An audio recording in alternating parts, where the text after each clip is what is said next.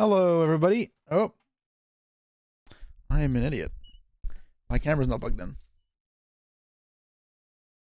1 second, guys.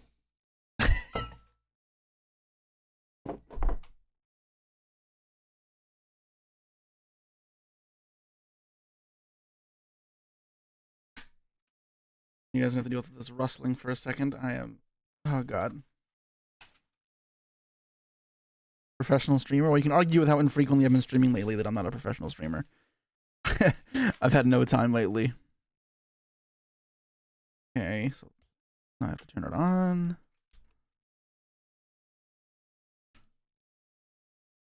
Change the modes to that. And...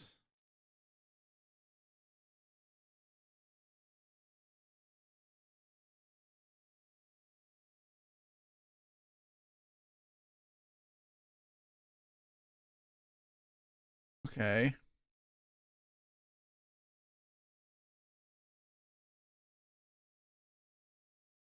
Okay.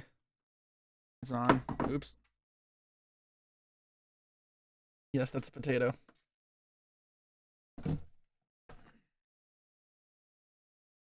Oh my God, damn it.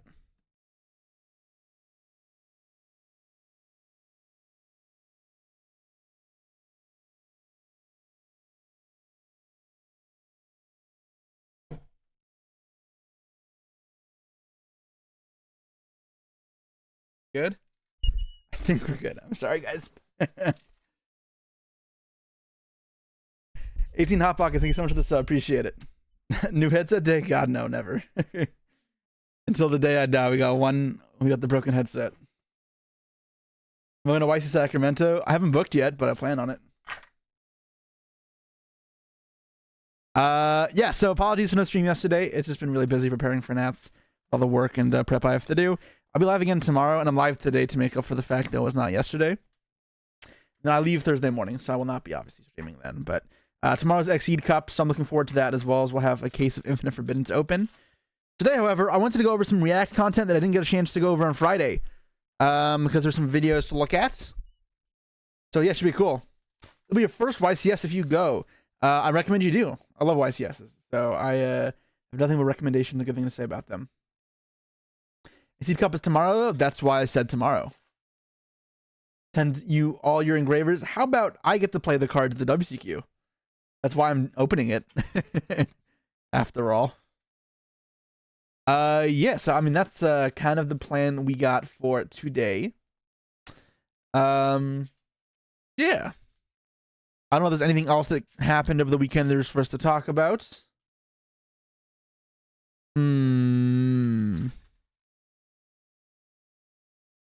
I mean, they announced the Exceed Cup, I guess, which we just talked about. And very briefly, let me check notifications in Master real quick. We got anything new? Take a quick look.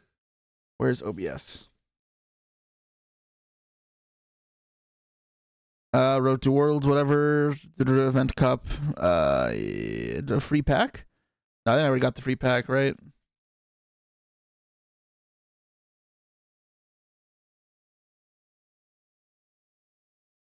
You have to spend hundreds of dollars in sealed products?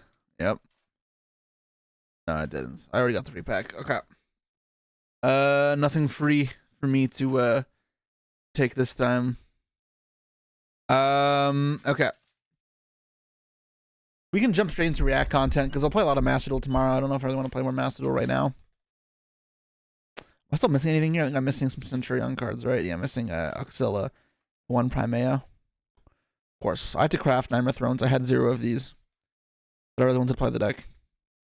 I don't know, I want to spend more money on this stupid set. As you can see, I keep pulling Iron Thunders. I have a Rare one already. Okay, so let me swap over my views.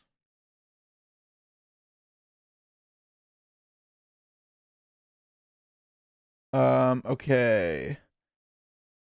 Why does this OBS view look different? I guess there's an update. Interesting. So things I wanted to look at. I'm not sure if any more videos came out. But I was curious what Josh had in mind for. I answered every question I always wanted to ask. There was how do we fix going first in Yu-Gi-Oh? Apart from made a discussion, I'm curious what he thought about this. And then you already know you got a 2015 recap, and where we do our reactception, where we react to Josh reacting to the recap.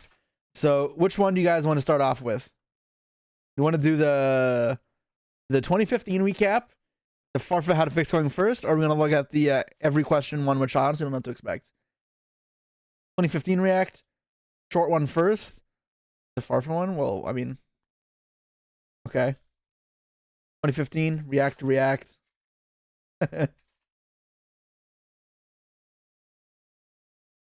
Farfa, short one first, short to longest. Okay. I want to make a poll because I think people are pretty divided. What do I do? All right, react to 2015 recap. How to balance going first. And Josh Q&A thing, or Josh FAQ, which I have no idea what the video's about, and for all I know I stopped watching it after a couple minutes because it's not what I expected. But start poll. There we go. Let's pull up the results.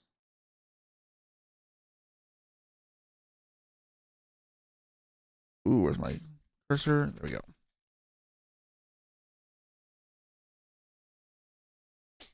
How to balance going first is the one that is by far in the lead. All right, that is not a hard choice then. The 2015 recap must have been a vocal minority, I guess. People were not that interested in that. Fartfa. We all want to see more Fartfa. Yeah, cool. All right, y'all have spoken. I think the choice here is clear. Let's turn this off. Sorry, Dean. Okay.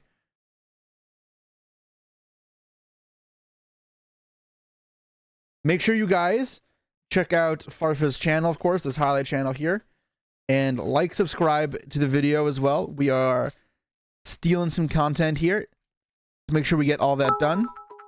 Today we're looking at how do we fix going first in Yu-Gi-Oh. So yeah, I mean, going first in Yu-Gi-Oh is obviously a huge advantage. I'm curious what him and others' ideas are, and then I'll give my own input. Maybe I can point some egregious errors in their lines of thinking, like we usually do. Time to be the mean guy. Okay, let's hopefully this is going to be decent audio. Let's check it out. A post here on our if you guys need me to turn up or down the volume on the video, let me know in chat. Actually, let me move my face cam down so it's not in the way. Bam. There we go. our Reddit that I've bookmarked apparently. Oh boy. All right. Oh god, it's a Reddit post. Oh no. Here is Kyle, Leet Kyle. I don't know if I gotta trust this person here. You think someone called Leet Kyle is going to have anything? Does that mean Leet 1337 on the game? I don't know. I'm being judgmental right now. I'm sorry, Kyle. It's one thing to be called Kyle. We could excuse that, okay? It's not your fault. You were. Okay, this is not the discussion I intended. Far forget to it. This is a burning time. Monster energy. But 1337, we could have changed that. All right, let's go. I don't want going second to be stronger. I want going first to be weaker. Giga Chad.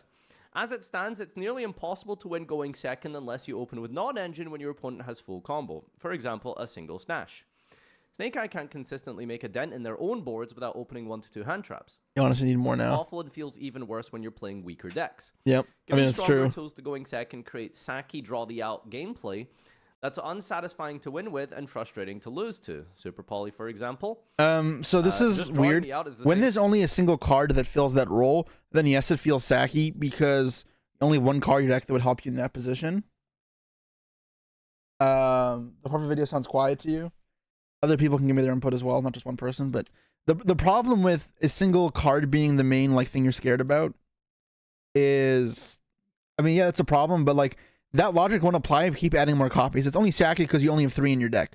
But like, same with Maxi. If there were 9 copies of Maxi, then arguably it's not as frustrating to play against, because it's going to happen to you so often that you're just an idiot if you aren't preparing for it. If you aren't making your deck revolve into around beating those cards. So I think when people like say they don't want the draw the out gameplay, the answer is to make more cards like that. If there were more cards like Nibiru, I think it would warp the game. Even if the Nibiru by itself can not be so crazy, because a lot of decks don't have to prepare that hard for it, considering it's just 3 of, right? So Maxi's unironically a 9 now, kind of. No, that's copium. You're smoking some good shit if you think that it's if you think it's at 9, even with the new Mulchummy. Like the new Mulchummy is better. So if you want to say 6, I'll like give you the thumbs up maybe, but but I don't think I don't think it's that crazy. Like, yeah, I don't know. So if they make more cards like Super Poly, I mean, Super Poly's not a good example, but like Dark Ruler, and it's better going second spells, I like that, because yes, like there's obviously the issue with a draw the outs if it's only a 1 of, but then you have more of them, and then it gives players more tools to choose between hand traps and breakers, more creative choices, and then more people to play around more as well. So it gets harder to predict what your opponent's gonna do. I don't know. It's just better for the game. Fuba Ross is insane. Yeah, the Mulchummy for the next set is good, really good. The one that's in this set is like fine. So I think this type of logic here can be adjusted. But yeah, It was like just draw a hand trap or something like that. But you got to think about it this way to some extent, right?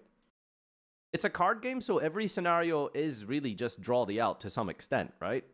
Because you want to see engine instead of non-engine as an example, right? If you want to do that, well, what's the difference? Right? Like, you have to just draw the engine piece, for example, right? Like, I mean, what it's looking for is utility, right? So, like, in Sky Striker, for example, if you have Engage or a Striker card to get Engage can get Widow Anchor, right? You have ways to search through your deck. They feel more accessible. I imagine that's the difference there. And that's simply what we mean by having engine analysis. You don't have to play, like, 3 of it. Like, if I want a back removal card in a Fiendsmith deck, I can play 1 Archfiend Eccentric, because I can search it off Tract, which can be searched by the Fiendsmith, which I can get to via any 2 monsters into Closed Moon, into Requiem, and then etc. Into Sequentia, Lacrimosa, add back Fiendsmith. The point there is, like, you have access to Eccentric at any time if you can like get going. Which in all those cases, like if they have Skeldron up, none of those cases work except for like a Fiendsmith or Tract. But still, that's plenty of options for you to get Eccentric without having to play a high number of copies. Because now essentially 1 Eccentric in your deck is equal to 5 Eccentrics in your deck, which is a way better odds of beating something like Skill Drain. And that's something that's like viably considerable as we're going into the WCQ format. They are similar. It's just less exciting when it's like, I have to exactly draw Droplet to beat the Puppet Lock, or a Kaiju to beat this Tower Monster, or etc, etc. So yeah, it's not very fulfilling gameplay. Not only does this encourage decks to be designed to be hyper efficient, where half the deck can be devoted to non-engine, but you often get the sense that your games are decided by the non-engine, rather than your ability to pilot your deck and find clever lines around disruption. But if there's more disruption, then there's more for you to kind of think about. I don't think that statement is true. That just depends on the format and on the cards themselves, not on the quantity of non-engine to engine. Because there's still plenty of skill in this format, and there's still plenty of other like factors to keep in mind. Just the Prank 20, thanks so much for the resub. Appreciate it. Unfortunately, I don't have a solution. Oh no, Kyle! But going second with a handful of starters and extenders only should be able to make a significant dent in the opponent's resources to the point that you don't automatically lose on the crackback. Right now, Fenrir is one of the only cards that loosely fits. Okay, hold on. Before we move on to this, just want to talk about this point here. Having a handful of starters and extenders should make a significant dent in the opponent's resources. I think, to be fair, if you do play like Snake Eye and you do open like Ash, Bellstar, Bonfire, for example, like that is a good hand that can play through stuff. Not through the mirror match, though. It's is I not think so the problem much that breaking the field is like particularly difficult or crazy right now. A lot of the issue with Snake Eye is the absurd follow-up it gives you. So even if you do lose your entire field with Snake Eye, you can just go and do that +8 combo, like, again on the following turn. It is really what the significant difference is. Not really. is the field itself isn't like that impressive when all things considered. When you consider Snake Eye, right? Like it is really just like an SP, a special summon of a body into the Fire Princess. With multi-layered disruptions as well, depending on if they have hand traps and things as well. And good old Appaloosa, so can't forget that. Beating that isn't like that difficult. Like some decks can play through it. The issue is like if you don't like kill them, they just do it all again next turn. Is really something unique to Snake Eye and probably just power creep in general these days, right? Like most powerful I think decks. plenty of decks lately have had that kind of ability to recover. Weeks. And I don't mind that. Like I think grind games are good, and it's a different way of playing the game. Knowing how to get there and navigate that is another skill set in itself. Unchained was similar with, like, it's really hard to beat if you just crack the field. But when decks are doing more, they should be able to set up more after beating the field, not just crack the field pass. So, I don't know. That's not like a new thing. I think Farfa's wrong there. I don't think it's a bad thing either. I think Appaloosa is one of the problems. The Fenrir thing is weird, though. Fenrir is not a good card. So Fenrir is one of the only cards that loosely fits this definition since it can make many cards unrecoverable. This balance is kind of ruined by print less card starters. That's not a problem. Because after a certain point, people stop playing them, right? Because they, the whole point is you want to fit non-engine in your deck, at least in the current format, and that's the grief that like is kind of, or the grievances being kind of filed here. Like if you gave 3 more witches to Snake Eye, would they even play them is kind of the question, right? And there is a very strong case. The answer is just no. I'm not sure what the optimal number would be, but right, some printing more starters isn't like printing less starters. I don't think it's a problem. If you print so many starters, the deck becomes inconsistent. Then yeah, the deck is just bad. That's a problem that a lot of decks have had in history. Like I don't like that. Why print decks that are so volatile? That's so dumb. I don't like how that works. That's like the OCG ban list kind of philosophy. Yami Crimson, thanks so much for the sub. I appreciate it. Senpai was a possible answer to going first, and all they thought up was me throw much hand trap, me do a lot of damage. Okay, well. But like, what do you expect for a go second deck? It could be hand traps, it could be board breakers. And for Tenpai's like respect, it's only a hand trap deck because the rest of the format demands it to be a hand trap format. Like, if breakers were better, Tenpai could play breakers. Tenpai's like big appeal is you just play a bunch of Tenpai cards and then non-engine and you have a deck. And that's fine. I think if you wanted a higher engine deck that was good at going second, the thing we would have had before was like a danger deck, right? Those did exist, but unfortunately there's too many lingering floods right now, make it almost impossible. Cards like Protos, like Appaloosa, make those type of decks kind of impossible. But if they lower the capacity to turn 1 boards, high engine decks will have a better ability to kind of resurface. By its ability to boost going first as well. Yeah, add Fenrir to your pool of going first wobble combo field, right? If I were to try balancing, I'd start by making disruptions less generic or less powerful. Monster negates and spell trap negates are fine, but Omni negates would not unless they come with a notable cost. Or you could have something like Rukalos that can negate either, but only a specific type of effect, which gives room to play around. Going second, you could give cards more effects. I mean, Rukalos is an incredibly powerful card. Very strong card. It's just, obviously, the fusion material is banned now, so it's way harder to summon. And it's, like, deck-specific, and it's a hard one to return. But, like, Rukalos is incredibly good, and Tears Field, when it pops off, is brutal. Partially because of Rukalos. You could argue Rukalos is not fair, as much as I love the card. If Appo said 1 negate maximum, that card would also just be fair, but it is not. Your opponent controls more cards or make things quick effects like Bestials and Incredible Ecclesia.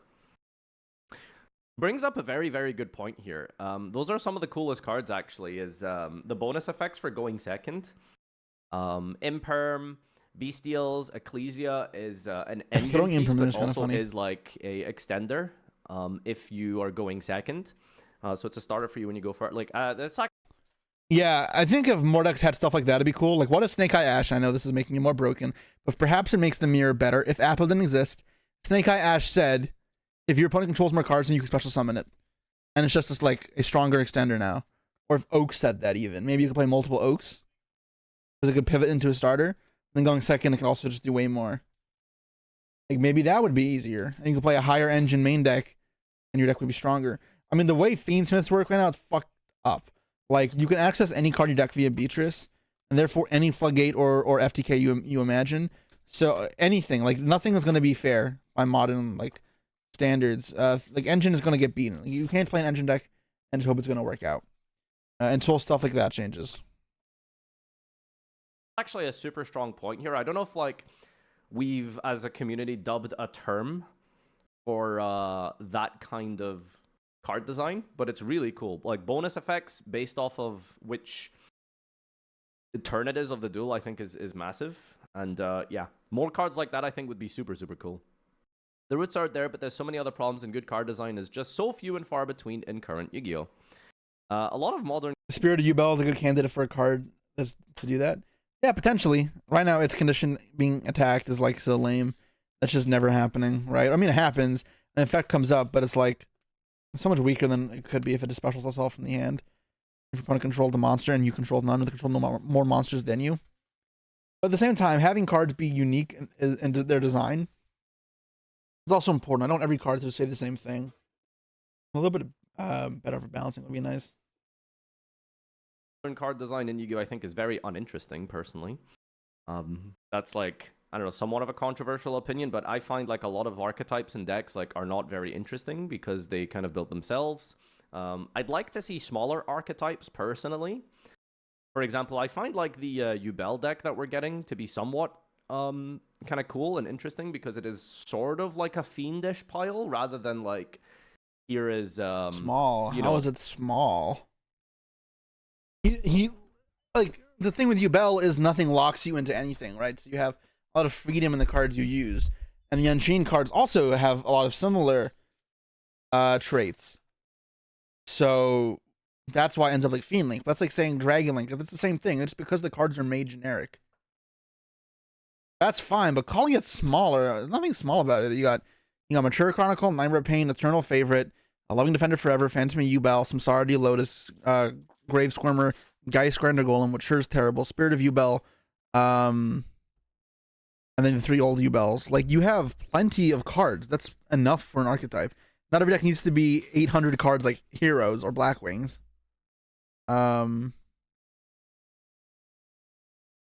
Yeah. Weird opinion. 25 unswitchable cards you have to run in your deck, and then you just throw in 15 non-engine. Okay, but, like, that's weird because as a metagame and as a TCG or as a community, we've ended up defining the optimal ratios in cards. Snake Eyes has more cards. We could play other Sinful Spoil cards. We could play other Snake Eyes. We could play Birch. We could play more Flamebird, more Oaks. We don't, because that's what's optimal. Like, by that logic, once you Bell, we find the optimal list. Why would you not play the optimal ratios? Like, you could play a more combo-heavy Snake Eye deck with cards like Fire Recovery and Birch and, like, more level 1 support, Wear Off Vows. That could exist. It's just worse. It is suboptimal. And maybe he'd feel cooler if we made, like, a Volcanic Pyro Link deck. Because you can make Snake Eye that. It's just going to be worse. Like, that deck could do fine. It still has broken effects, and you can definitely win games. But it is just flawed. So, yeah, I think this is a poor assessment. So hopefully that... Imagine the 800 tier cards. I would just be building tier decks all day, every day on stream. Yeah. Something we'll see more of in the future. Plus what he said as well about the... this is, like, the key point here that I think is the biggest, most interesting takeaway, is having cards that do more things based off of, like, the fact that you're going second, I think would be really, really sick. Yeah, I agree with that. Card design going forward. Let them cook. I'm a fan of cards that are good going first, but better going second and balanced turn 0 plays. Especially the former just makes a lot of sense in best of 1. Seems to be the thing that most people have identified as here. They also honestly need to stop making these hyper-efficient one-card combos like Circular, Wakaushi, Snake Ash, yeah, probably. Make the hand trap war gameplay worse. And I think that the biggest result of this one-card combo nonsense is essentially the arms race that Konami have created for themselves in the design space of power creep. As they keep making stronger decks. Have they printed any more one-card combos lately? Like in Rhoda, are there more one-card combos coming out, or are they finally coming around? On Josh's secret Reddit account, but Josh isn't wrong. You can meme, but it's true. I'm not sure if they I have to imagine they'll fix it at some point. We've had some rough periods. Oh, the rank 4 archetype is kind of crazy. Yeah. The Razels. They need to make stronger defensive cards for going second to keep these cards in check. Ash Blossom probably being the major landmark in Miles. I guess, yeah, maybe if they finish the Snake Eye, Diebell Star, all that bullshit, like, lore, Yu-Gi-Oh! Will be saved, and we'll get the stupid witch out of our metagame. Stone in this regard back in 2017, although we did get Ghost Ogre a year or two before that. Piling on more and more of those kind of cards to beat going first means that in order to power creep and sell new product and push new archetypes, what they then have to do is then make stronger archetypes that beat those hand traps. Do you see the... I don't share this opinion either. Those hand traps everyone will have access to. I'd say hand traps are not even that crazy right now. Like, the issue is hand traps aren't strong enough. That's why we need multiple of them. And different decks have different advantages in the different hand traps. I think it really oversimplifies what's effective into what. Because, like, if you play a deck like Salad that's super efficient, I think hand traps suck against you. Like, yeah, they can be effective to some degree, and they're not useless, but they're not good either.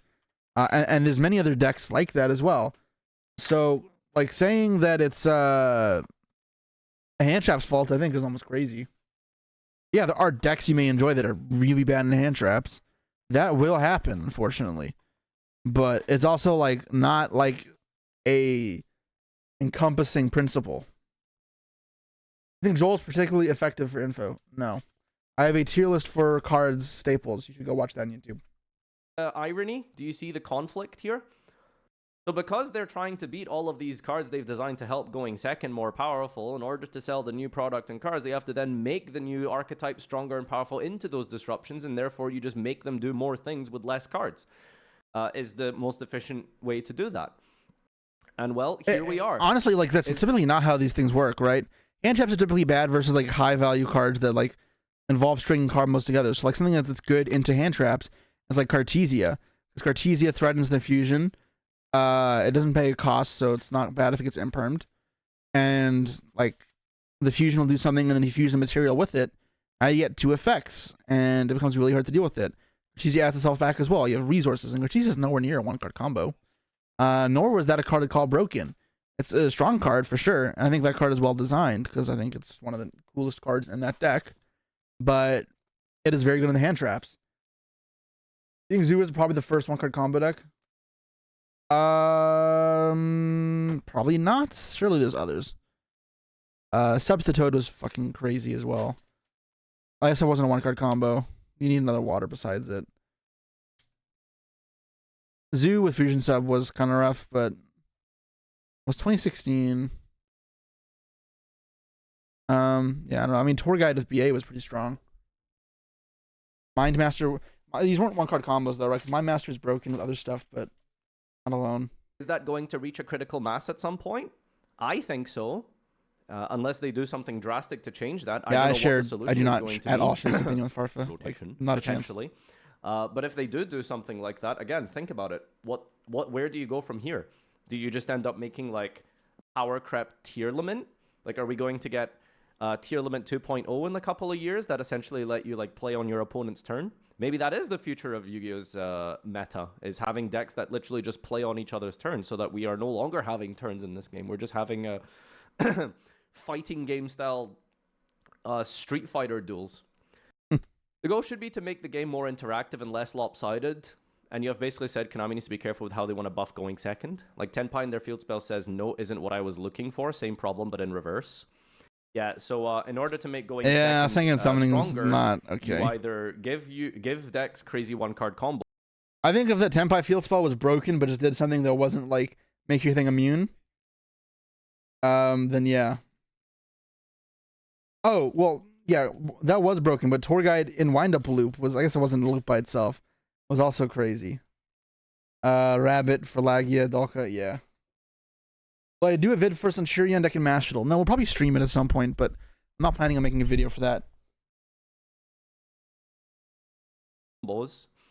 or make them just not have to interact with all of the disruptions and stuff that they create going first.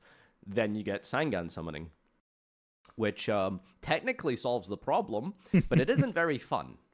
No, it is not. One-card combos are fine if they end on one interrupt with that one card, not 7 layered interruptions. One-card combos might be okay. Yeah, I suppose. Provide one-card combos need clear weaknesses, and they, like, when they're this hyper efficient, they're this powerful, this good a follow up, and layered. They don't really have weaknesses. Then it's just crazy. That, as this person says, they don't actually result in an entire, like, you know, museum of negates. To make one-card combos less efficient, they need to stop making cards that can special themselves and then search on summon. They'll always be one-card combos, but they shouldn't get you to a pretty much full end board that you can then improve on if you also draw some extenders. You know what's funny? This thread is basically bringing up, like, an interesting point here, which is, like, the future of card design of 2 ways to go about it. Either you just neuter everything that's been printed in the last, like, 3 years or so, and then we just lower the power level down to, like, maybe, like, gosh, you know, almost like TOS format level. Or you go in the opposite direction and you just keep making more broken archetypes that play more and more, less on their own turn and more on your opponent's turn. I don't mind that, by the way. That's a very, very scary and bold direction to take. But unironically, if you just make Tier Limit 2.0 and you just keep making archetypes that play on each other's turn, to some extent, you will eventually end up with a more interactive game. You could do that. That is a direction they could take.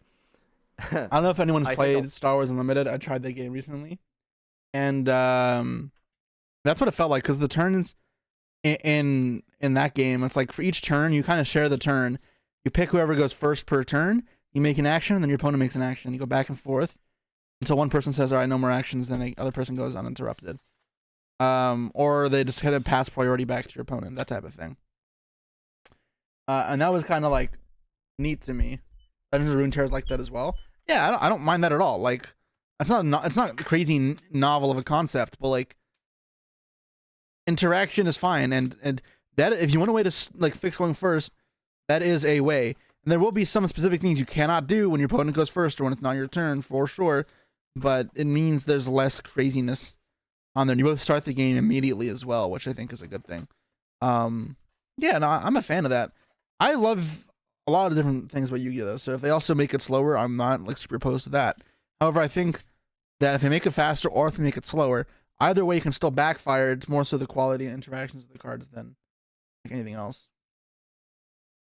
A lot of people would probably hate that, especially if you aren't playing those decks. But Tier Element was kind of... Yes, if you make those decks like Tier Element, it will phase out everything before it, pretty much. It's a new way to play the game. And will make all those old decks almost unplayable. So people who don't want to play those decks will kind of get fucked. That is the reality. Enjoyed significantly because of the fact it was very interactive. Because it was kind of just playing on both players' turns. So we'll see if they do something like that in the future. I'm a fan of the opposite end of one-card combos like normal Alistair. Brazil! Thank you, Vampirinia. I'm a fan of the opposite end of one-card combos like Alistair. Simple and robust lines that gives you a flexible enough payoff, but also very one-note in what it does. And doesn't combo into 3 disruptions. Boo! Alistair's so boring. Alistair's so boring. No, stop making invoked. I think Alistair is like probably fine, right? Even at the time when you don't find lab playing a turn particularly fun. I don't mind it actually. I think people who freak out about it are. What does that do? It pops a card. Aria setting any trap. Okay, that one's a little bit different. That one's kind of OP, but. the lovely pop I don't have a problem with. It's a strong interaction. It's very strong, don't get me wrong, but it's also not broken. There was at its peak. It was like fine. It wasn't like super oppressive. Got you 1 negate. That also like kind of protected I never hated itself. Invoked because I thought it was broken. I just thought it was extremely boring. Like extremely boring. I can't believe people enjoy that deck. With the honest style effect, so it wasn't like the worst thing ever. Lovely hand loops for 1.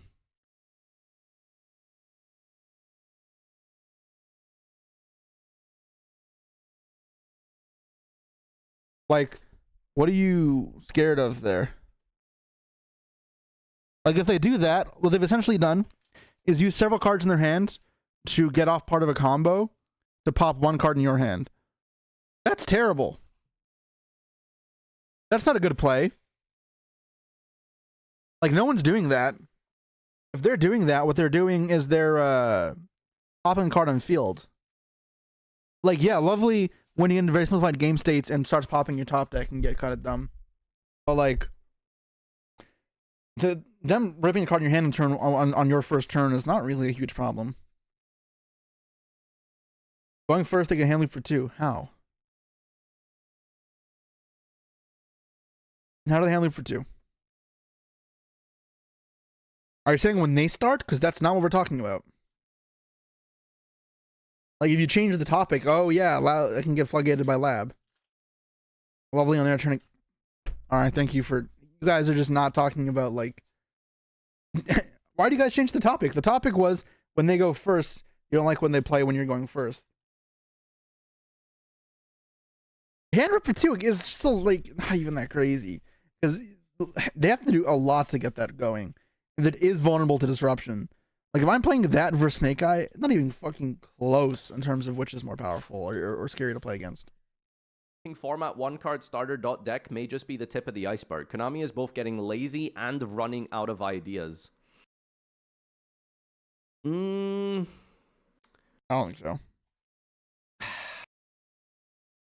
Well, I mean, this really does just kind of beg the question of should we have rotation?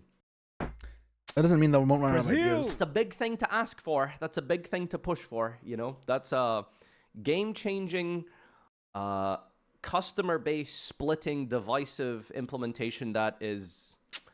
I just don't see that happening. Nate, thank you for the prime. I mean, the only way to do it, I mean, it's not that dissimilar from Magic, is have multiple formats. That means splitting up some of the player base, yeah. May have to make multiple product lines, which is a problem for sales. Different staff handling with different things, different R&D teams. It's a huge issue, but you probably maintain most of the players at least. But it does cost more. Question is, would it grow the game? I don't know if that's true.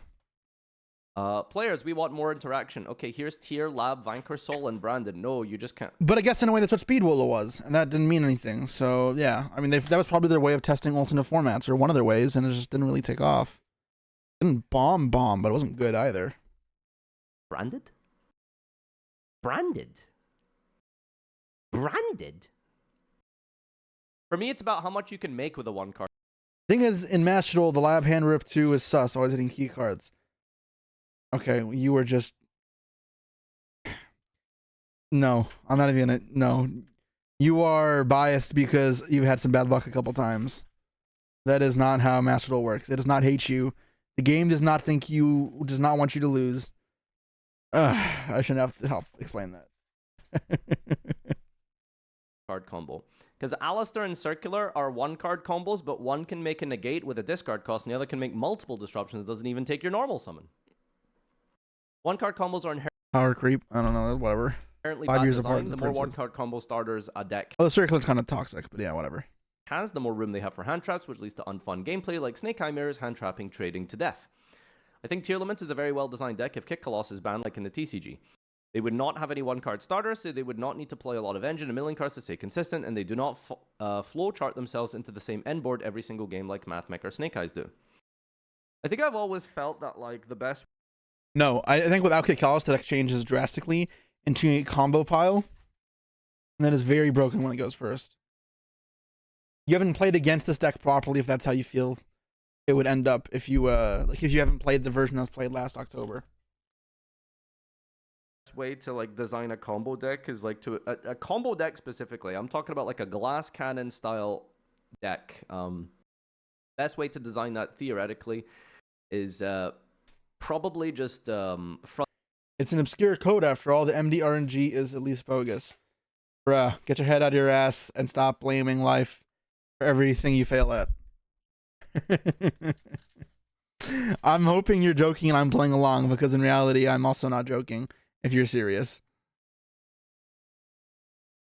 front loading all of its power into the absolute minimum of 2-card combos and making those combos dynamic. Meaning that you don't have like a spreadsheet that you can just follow and like, okay, here's the line, this is what you do. Which is kind of like how Tier Limit worked. Tearlament kind of has a combo to some extent. But basically making every single deck that ever gets too powerful to essentially only ever rely on one card. Don't you love subjecting one of the best players in the world to conspiracy theories? This video has been derailed a lot more than I expected. How did this stem from I hate Labyrinth? Like, I don't even, if we started this 20 minutes ago and you asked me where do I think this discussion is going to end up, this is not where I thought it would be.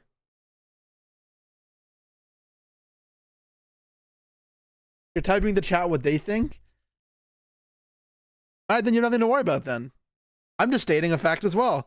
If that's the way you feel, then you are an idiot. There's a guy behind the computer who picks the cards that get ripped every time for Lovely, and he says, I think that card's the best in hits. They hire him, they outsource employees to India like a call center, and they just sit there picking, I want that card to be ripped, I want that card to be ripped. And then they pick based on your ethnicity or your name, how much they like it. Like, all right, I don't like this guy. Rip.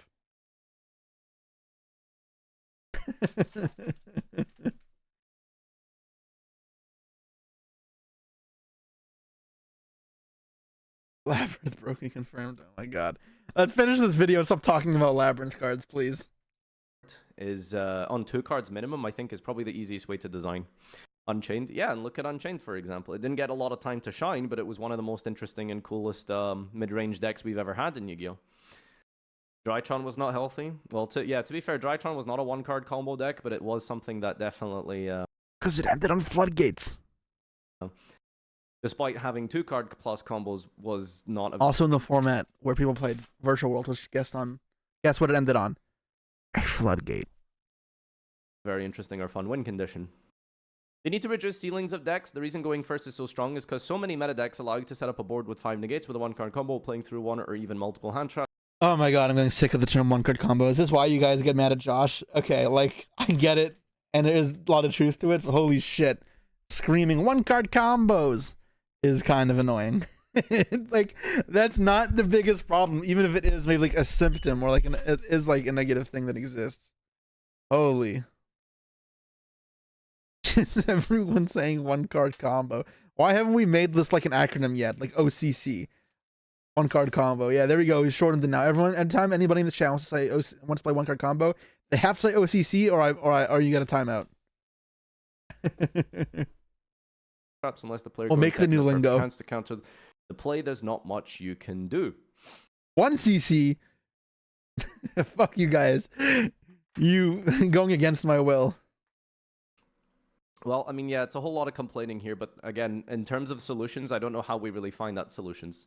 Like I said, delete all 1-card combos, trade everything around 2-card combos, or 1-card combos need to be tuned more, but yeah. Go in the opposite direction and make everything overly interactive, where you're literally... Every time you see OCC, you're going to think someone means OSS. The SNC, like, they're not... they're kind of close on the keyboard, but I don't think anybody would type OC for S. OCW 1-card wombo? Okay. Playing on your opponent's turn in the same way that Tearlament did. That's a risky move. We need more 5CCs. All right, let me interest you in a deck that has got a bunch of support. Have you ever heard of the mighty Exodia? But it could pay off. So we'll see what direction they take. All right, this was very interesting. Just cold ends, cool. All right, so where are we on this discussion? I like the idea of more cards like Ecclesia. I think that probably needs to be made more of, and it's just a way of like cards that aren't, because the issue with cards like Dark Ruler and Thrust or whatever, Thrust isn't as bad, but cards that are like good going second but unusable going first create huge like imbalances sometimes. I don't love those. So like if I have a going second engine card like Ecclesia, I want it to have utility going first as well, not just being completely useless. So I am happy if they print more cards like that. Other than that, I don't think a lot of the ideas in there were particularly good. A lot of more doomsaying. I feel like we've seen a lot of doomsaying lately. As much as I don't like Snake Eye, I'm not gonna preach the end of times for Yu-Gi-Oh! I'm not about that either. Cards like Mole Cricket are cool. Yeah, Mole Cricket's a good example. That card is like insane though, but yeah. All right, once again, I'm gonna post the links for this video into the chat. Be sure to like, subscribe to Farfet's highlight channel. Dude, my highlight channel is like barely any subs. He has like 20K. I'll sub to my highlight channel because for some reason no one subs here. How many people my highlight channel at? Here's my highlight. Yeah, we only got 3.83K subscribers. Come on, guys. This is nothing. This is actually nothing. Go sub to my highlight channel. Your sub, do you think? I hope so. What if we got more cards like Havness or Tier Cash? Yeah, I think that's fine. As long as they have ways to use those, right? Just cards depending on your opponent's turn. Okay, that react is done. Next up, let's figure out what we want to do. Let's do another poll. New poll. What reacts? 2015 recap? Reactception? Or Josh Q&A? And we may turn that off if it's not what I thought it is. I think it's going to be like basic facts or whatever, and then we can kind of give my own input.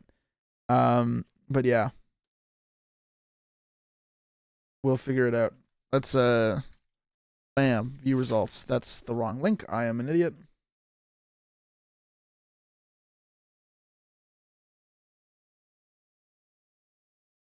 What the hell? Why is it not copying?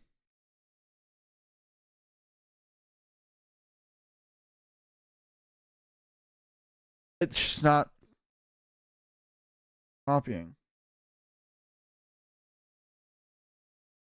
Paste. Jesus, that was so hard.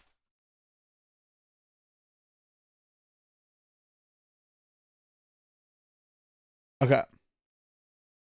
All right, Josh Q&A. You guys don't want to see Reactception, huh?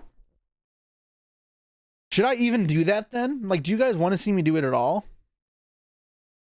Because I thought people liked it in the past, but if people don't want to see it, I just won't do it.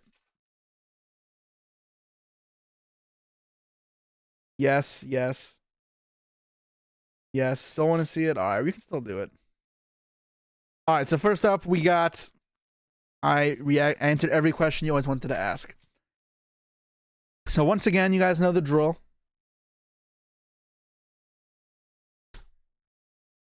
Make sure you like and subscribe to Josh's channel and his video. Thanks for the content. We get to leech. So he answers every question you always wanted to ask. So I imagine this is a lot of like basics getting better into the game. So I'm going to give my feedback because I imagine Josh is on the right track. Or fully there already, but I may have nothing to say depending on how thorough he is. But if that's the case, then maybe I just like quiet for an entire half hour. But yeah, I'm gonna answer the same questions. I mean, it's kind of like the thoughts, right? I'll also input my own stuff here. Sorting my stuff because I've been noticing that when I've been building. Today, we're going to be sorting my stuff because I've been noticing that when I've been building different decks for regionals recently that my stuff is terribly unsorted. I'll show you in a second how I have it arranged currently. I had you guys submit questions to have something to talk about during the stream, right? Just a chill time, you know? By the way, I'm using... Would I get away with that? Would people watch if I was just sorting cards on stream? And I have so many cards to sort. I guess I should do that if I ever need to open product.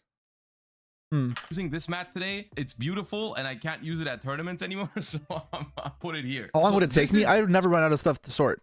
Literally, I could literally never run out of stuff to sort. I could probably stream like 10 hours a day. Just sorting. Sorted. Everything else that I found in my room yesterday, I threw into this box. So this is all over the place. The 80s called and they want their sorting system back. Dude, how are you gonna sort cards other than in boxes? Yeah, it's not like you can put the cards digitally unless you play Master Duel.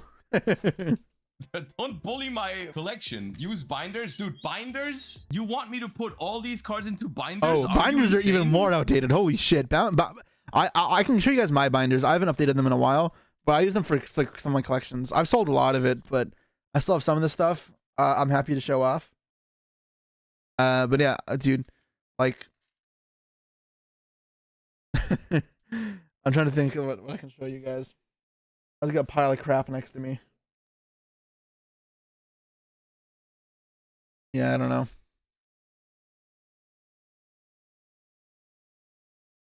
You don't know why I don't open the product on stream other than the 1 case per set anyways. It's gonna take a bit longer, but we feel like it's still worth. Well, the reality is it's boring for me sometimes. Right? Like if I want to watch TV or listen to music, like my own music, and like I get into the zone, I'm gonna start singing. Like you want me singing all the lyrics to Billie Jean, like and just grooving? Then yeah, I'll do that on stream. But your eardrums may get like destroyed. But also like typically like I'm turbo through the packs, right? So you really won't see much. Though I guess to be fair, you only care about the high end cards anyways, and that's all I'll be pulling out. I can try it. I don't have a reason not to. In which case I may stream extra long tomorrow. We'll see. Just a karaoke stream? I mean, if that's what y'all want to see, that's what y'all gonna get. How about a TV watch party? No. I don't want to break the TOS on Twitch. I'm not trying to do that either. Does do that anyways? I do. Sometimes it does get to me, right? When I'm playing Master Duel and it's been a couple hours and a song I'm really like grooving with comes on, then yeah, I start to get in the rhythm a bit. But I have to try and control myself because otherwise it'll be like that for an hour and it'll be like me actually going full volume.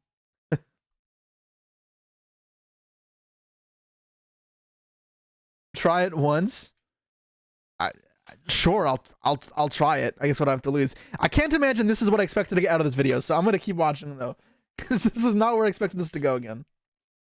Binders are the worst possible solution for Yes. having a big collection. It takes you forever to find something. If you Well, no. I think if the label's proper, that's not the problem. The issue is it takes forever to set up, and they take up so much space, and they're expensive.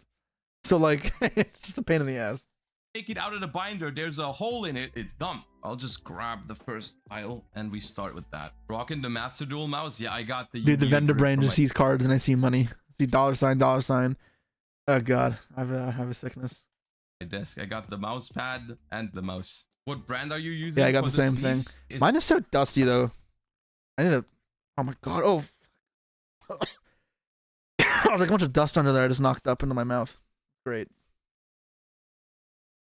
But yeah, my world's mouse pad, which I wonder if I'll get another one this year. All right, let's not. I need to dust my desk like in actuality. Like, I do. Okay. Maybe it's because I keep a potato on my mouse pad. No, this is a prop for a video. I promise this is not something I just keep on my desk. This is a prop for a video. I don't just keep a raw potato on my desk at all times. Or do I? This is where like I just take a bite out of it. And raw potato and okay, it sounds gross. I'm not doing that, but that'd be funny. That'd be pretty funny. So you'll have to laugh at the concept of it because I'm not doing that.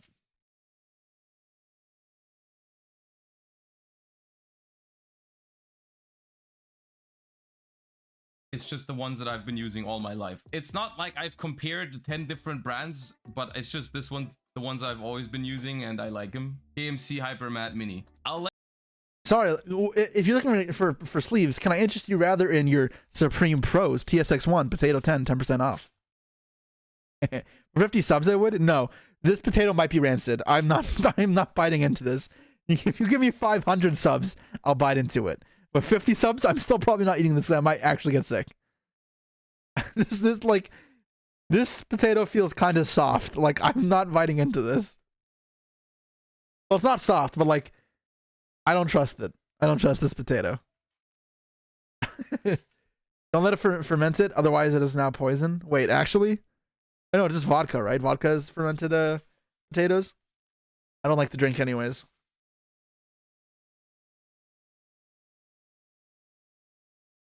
Let you know, there's a fun little mini game. Oh, the question was what sleeve do you use? I didn't even notice that. Spot the cards that Josh This is really has turned into my own Q&A session over other questions, but whatever. has ordered because of random paleo copium. The first one is right here because there's like 10,000 different trap cards that people have suggested. You could play gift card, hope for escape, paleozoics, Dude. and I hate that Josh is the paleo guy because I can't runic circular. That's a crazy name. Okay, it's just that if I want to play paleo, I feel like I'm just like giving you guys more content you just already have if you go to Josh. And I like Paleo. I don't like love it like he does, but I do enjoy it.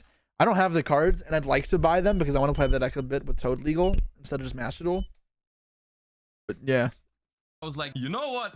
Just in case. First question from Mewtwo0094 was, what made you begin with Yu-Gi-Oh! And why did you start playing it competitively? Why I started playing competitively? Yeah, he's nice. He sleeves all his cards in the same sleeves. I used to do that, then I got lazy and I stopped. How did you get into Yu-Gi-Oh? Okay, this really isn't the questions I thought it was going to be.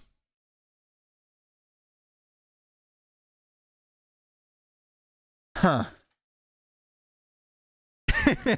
What I thought this was going to be like how to be good at Yu-Gi-Oh questions. Okay. So, do we still want to react to this and we answer it ourselves? We steal his Q&A. We steal his questions and give our answers, and we'll listen to his stories as well, or do we just scrap this? Because this is like this is not the video I expected to watch. Yeah, we do it. All right. I did not think this is what I was going to be watching today. How did I get into Yu-Gi-Oh? So one of my best friends in kindergarten showed it to me. I was playing a game at like by myself where I pick teeth out of one of those mouth. Like it's just like it's a toy. It's in kindergarten. I was like 5, and the time I met that friend, he went over to his house. For like my first play date with him, and he had a drawer full of Yu-Gi-Oh cards. And he showed me his what is it, the SKE Blue Eyes White Dragon that has the LOB art. I was like, whoa, that's so cool. And then asked my dad for Yu-Gi-Oh cards and went to the movies. I got a Blue Eyes Shining Dragon, my first ever Yu-Gi-Oh card, and kind of kept going more and more from there. Let's hear how Josh got into Yu-Gi-Oh.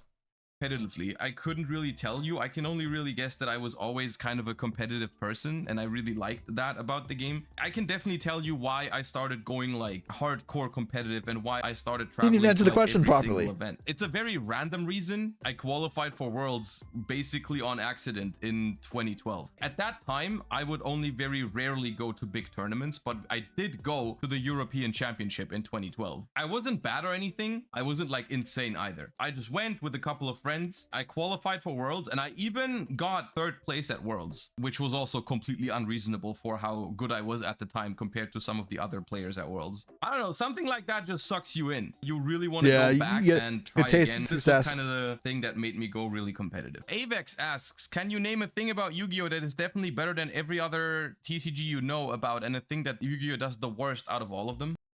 Best and worst things. I like that there's no mana system. I don't like the mana systems. I like being more free to play with my cards. You can dictate a lot more based on the cards themselves. It also means there's a lot more unpredictability in what your opponent does, so you have to be more careful. I don't like that. What I don't like about Yu-Gi-Oh? Prize support. That's probably the easiest one to say. That's probably easily one of the worst things as a competitive player. I think the best thing about Yu-Gi-Oh, which is for a lot of people also the worst thing, it's complexity. Something about it is just so rewarding to be good at a game that is so complex. Its beginner friendliness, I would say, is like one of the worst things about it. Pricing is another topic. I personally have never had an issue with the pricing. For some, I don't have as many issues as other people. But as a person who plays Yu-Gi-Oh almost full time, I'd like to make a fucking living playing this game full time. Yu-Gi-Oh pricing is thick, and literally, like outside of topping worlds, you get nothing. Like, if I had the accolades that I did in a different game, I'd probably be pretty well off. And Yu-Gi-Oh just earns me nothing. So like, I have to make income through other means via Yu-Gi-Oh. So coaching, selling cards, content creation. For some reason, my mentality about that is just different. I've always seen Yu-Gi-Oh as a hobby. In my world, hobbies don't need to pay you. It is a hobby, but it's become like a way of life as well. I mean, Josh too, he doesn't have a real job, right? He's just a content creator. It is his job. Back From just the Switch, yeah. I think it's a nice thing if they do, and something you should appreciate if your hobby does that. But choosing like a different card game, like if you genuinely think Yu-Gi-Oh is the best game or the most fun for you, I don't think you should be playing a different game because it has better prizes or something. I'll play both. My logic at least. Jesse throwing shade at Josh. Was that even shade? Was that shade? If Yu-Gi-Oh TCG allows you to have one card in your starting hand, which one would you pick? Maxi. I pick Maxi. Pick a card for your starting hand, going first or second. I assume it has to be the same card. That's a weird question because, like, you could build some decks around limited cards then, right? Laughing Golem. No, definitely not Laughing Golem. Maybe it's... I don't know what it is, to be honest. I actually don't know. Right, in this format, I'm going to say Nibiru, which is, like, probably wrong, but we'll see. Or maybe it's... Honestly, maybe it's just, like, you play a one-card starter deck with a bunch of non-engine that's broken, and then you have the one starter in your hand, and you have a couple other bricks. I don't know. Maybe it's that. I'll just say Nibiru. Shifter. Shifter's not bad. Actually, Shifter's crazy. It's Shifter. It's fucking Shifter. It's for sure Shifter. Snow's banned. Circular's banned. Ajama Green. Yeah, of course. Come on, guys. React with your Ajama Greens.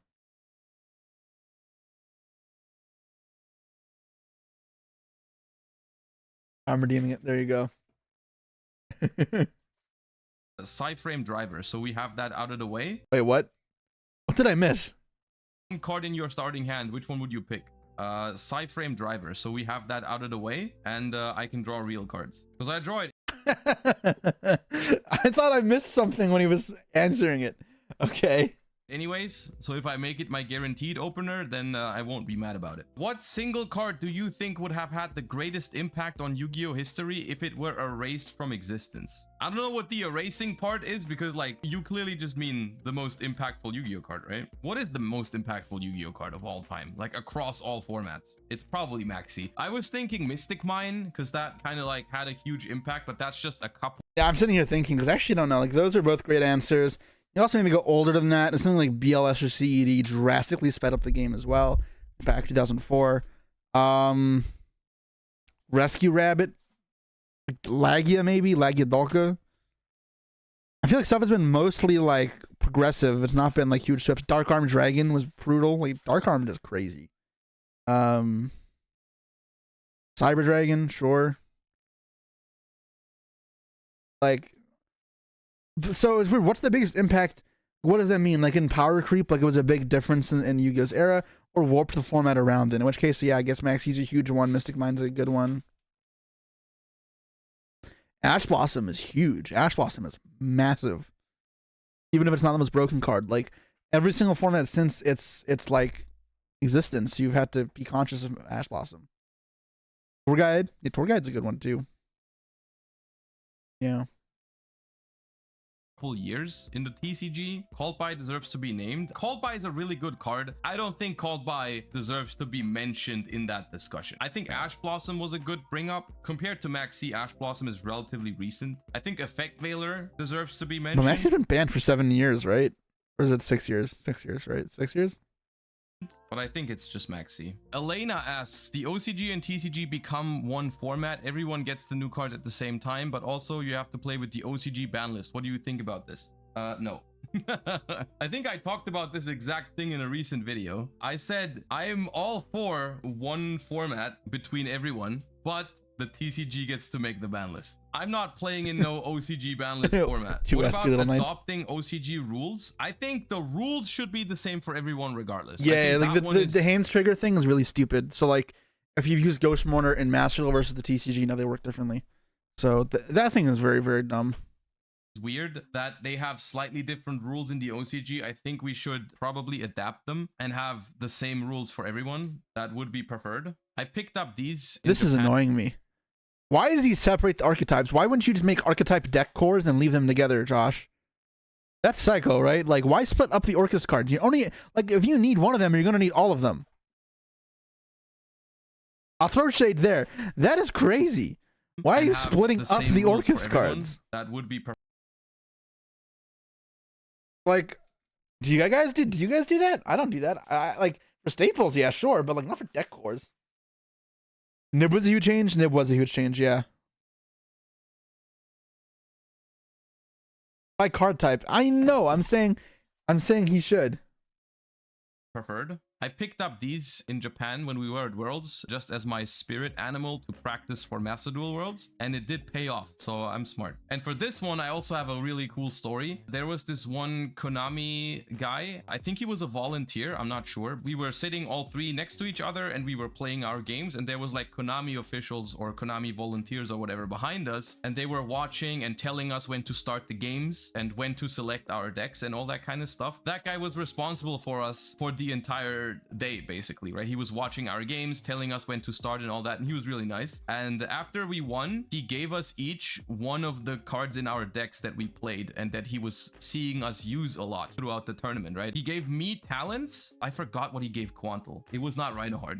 I think he gave Emre an evenly matched. Oh, it was a Kikkalos, right? So that was pretty cute. That guy was nice. If you are a bounty duelist at a YCS, they give you these tokens, and then when you lose to someone, you have... They gave these to me only at one tournament. It was Dortmund, and I lost one round.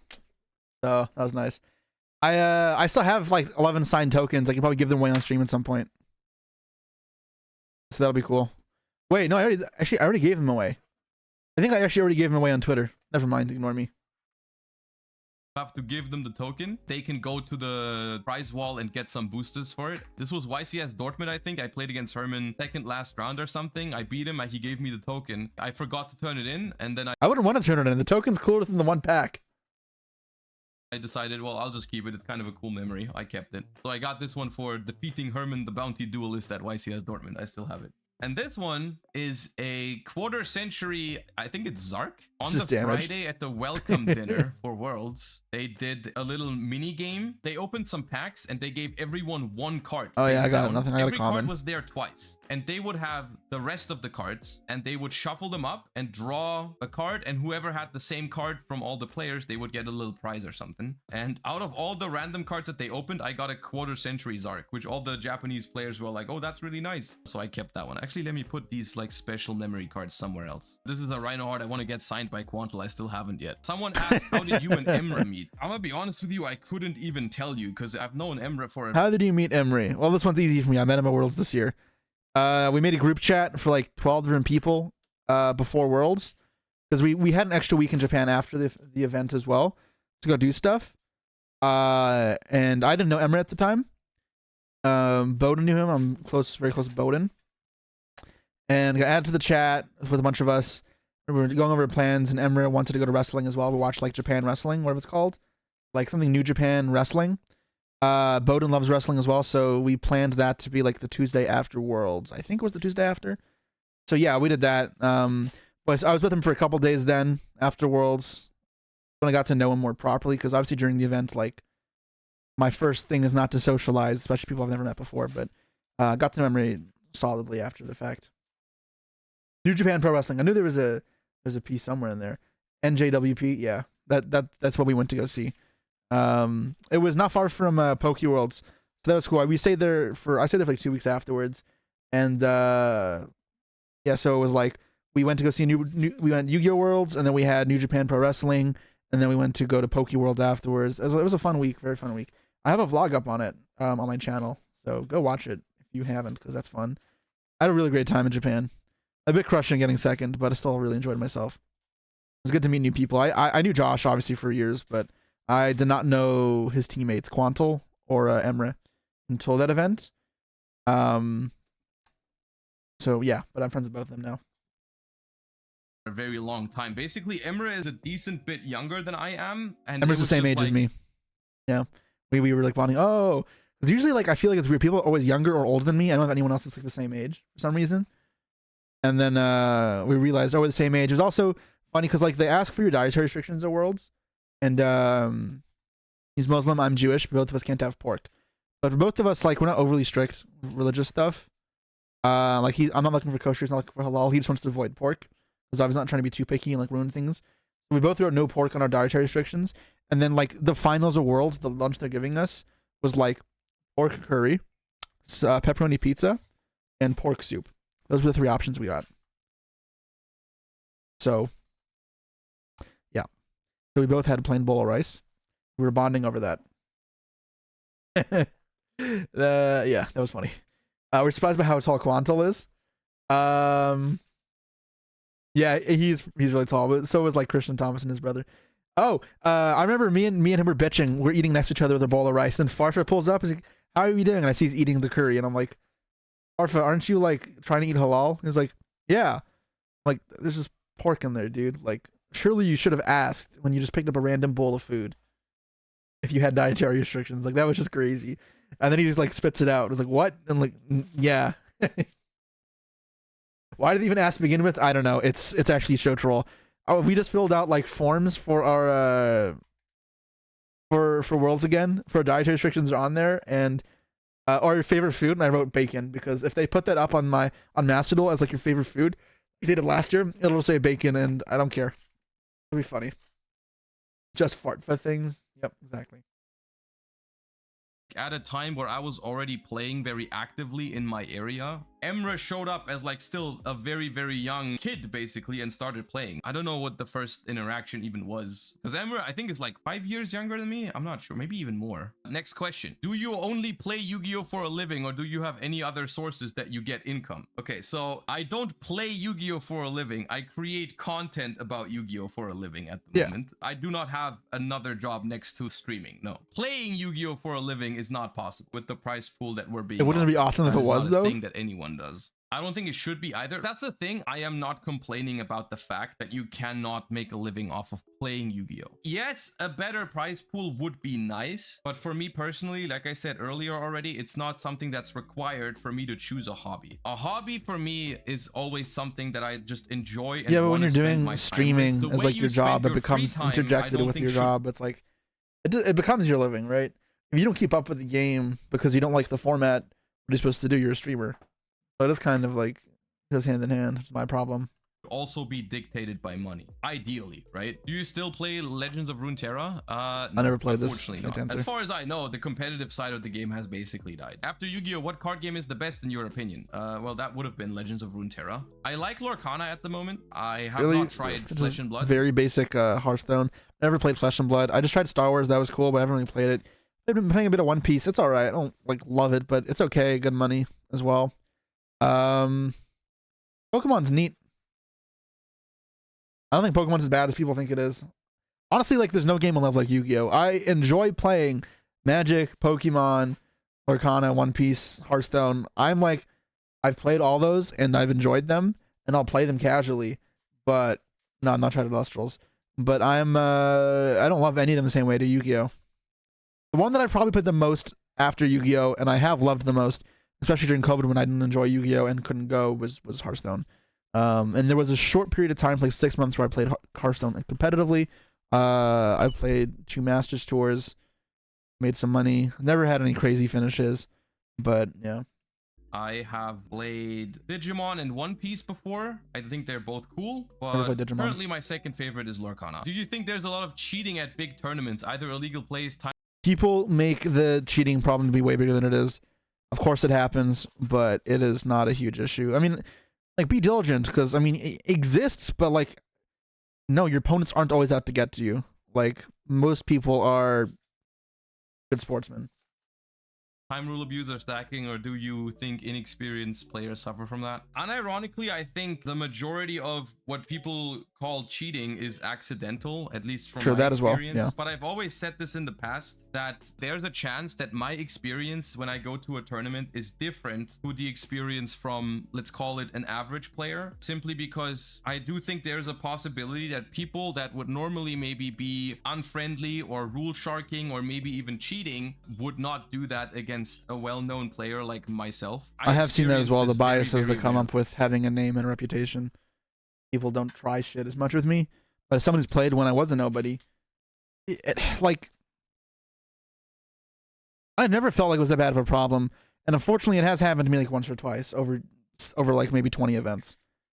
But the judge team is typically good at handling things, and the general player base, most, like 99.9% of players, is very helpful and friendly. So I wouldn't overread into it. Don't make too much of a big deal. People who are very, like, almost hypochondriac, like, in terms of people, like, cheating them, don't. You're here to have fun, play your game. Most people are in the same, like, have the same ideas and thoughts. They just want to chill and have fun. So, yeah. I feel like accidental cheating is not usually the case. Well, I wouldn't call it cheating then. It's more like illegal plays by mistake. That's like not cheating. I wouldn't like. That's why I didn't even mention it first. I don't consider that cheating. That's just a mistake, or an accident. Like yeah, that happens all the time. That's whatever. Like, the whole point is it's like not intentional. They didn't even realize they were doing it. Have you seen anything crazy event like someone have a meltdown and completely freak out? Can someone rip their pants? Seen a couple fights. Mostly those are outside the venue though, like near. I don't remember. There's definitely been some crazy stuff, but I've been playing this game for so long. Unfortunately, a lot of it like slips my mind, and I have a good memory, but it sucks. Like if I hear something similar enough to the story, I'll be able to recall it. Like my mind will access the file in my head for the memory, but like I can't draw it from scratch. So unfortunately, story time like spontaneously is kind of hard for me. Did you ever see the news about a local owner fighting a player? No. There was one story, I wasn't around for it, but this thing in Toronto where someone's this is a locals in Toronto. This was like 15 years ago. The guy's just sitting down with his trade binders back in the area where trade binders were a lot more common, and a guy dressed up as Spider-Man comes in and steals the binder and runs out the store. So I also can't verify this, wasn't there for that, but that is a story that was popular in Toronto at some point. That Spider-Man's gonna steal your cards. Yep. Spider-Man does whatever a spider thief does. I'm also fidgeting with this potato now. I haven't dropped it since I mentioned it, and now it's just I'm playing with it like a toy. I'm gonna smash it in my hands, and it's gonna be gross. Spider-Man need the $200 dad. He did need that dark arm dragon. The unfriendly neighborhood Spider-Man. There's probably other crazy stories I could try remember, but it's hard. A lot of them are like, yeah, I don't know.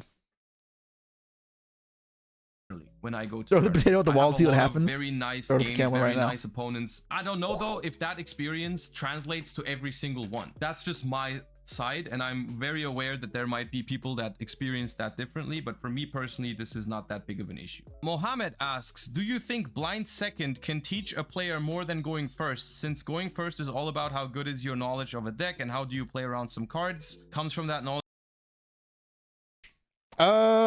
Different skill sets, so I think mixing it up intentionally for the explicit like opportunity to learn, not a bad thing.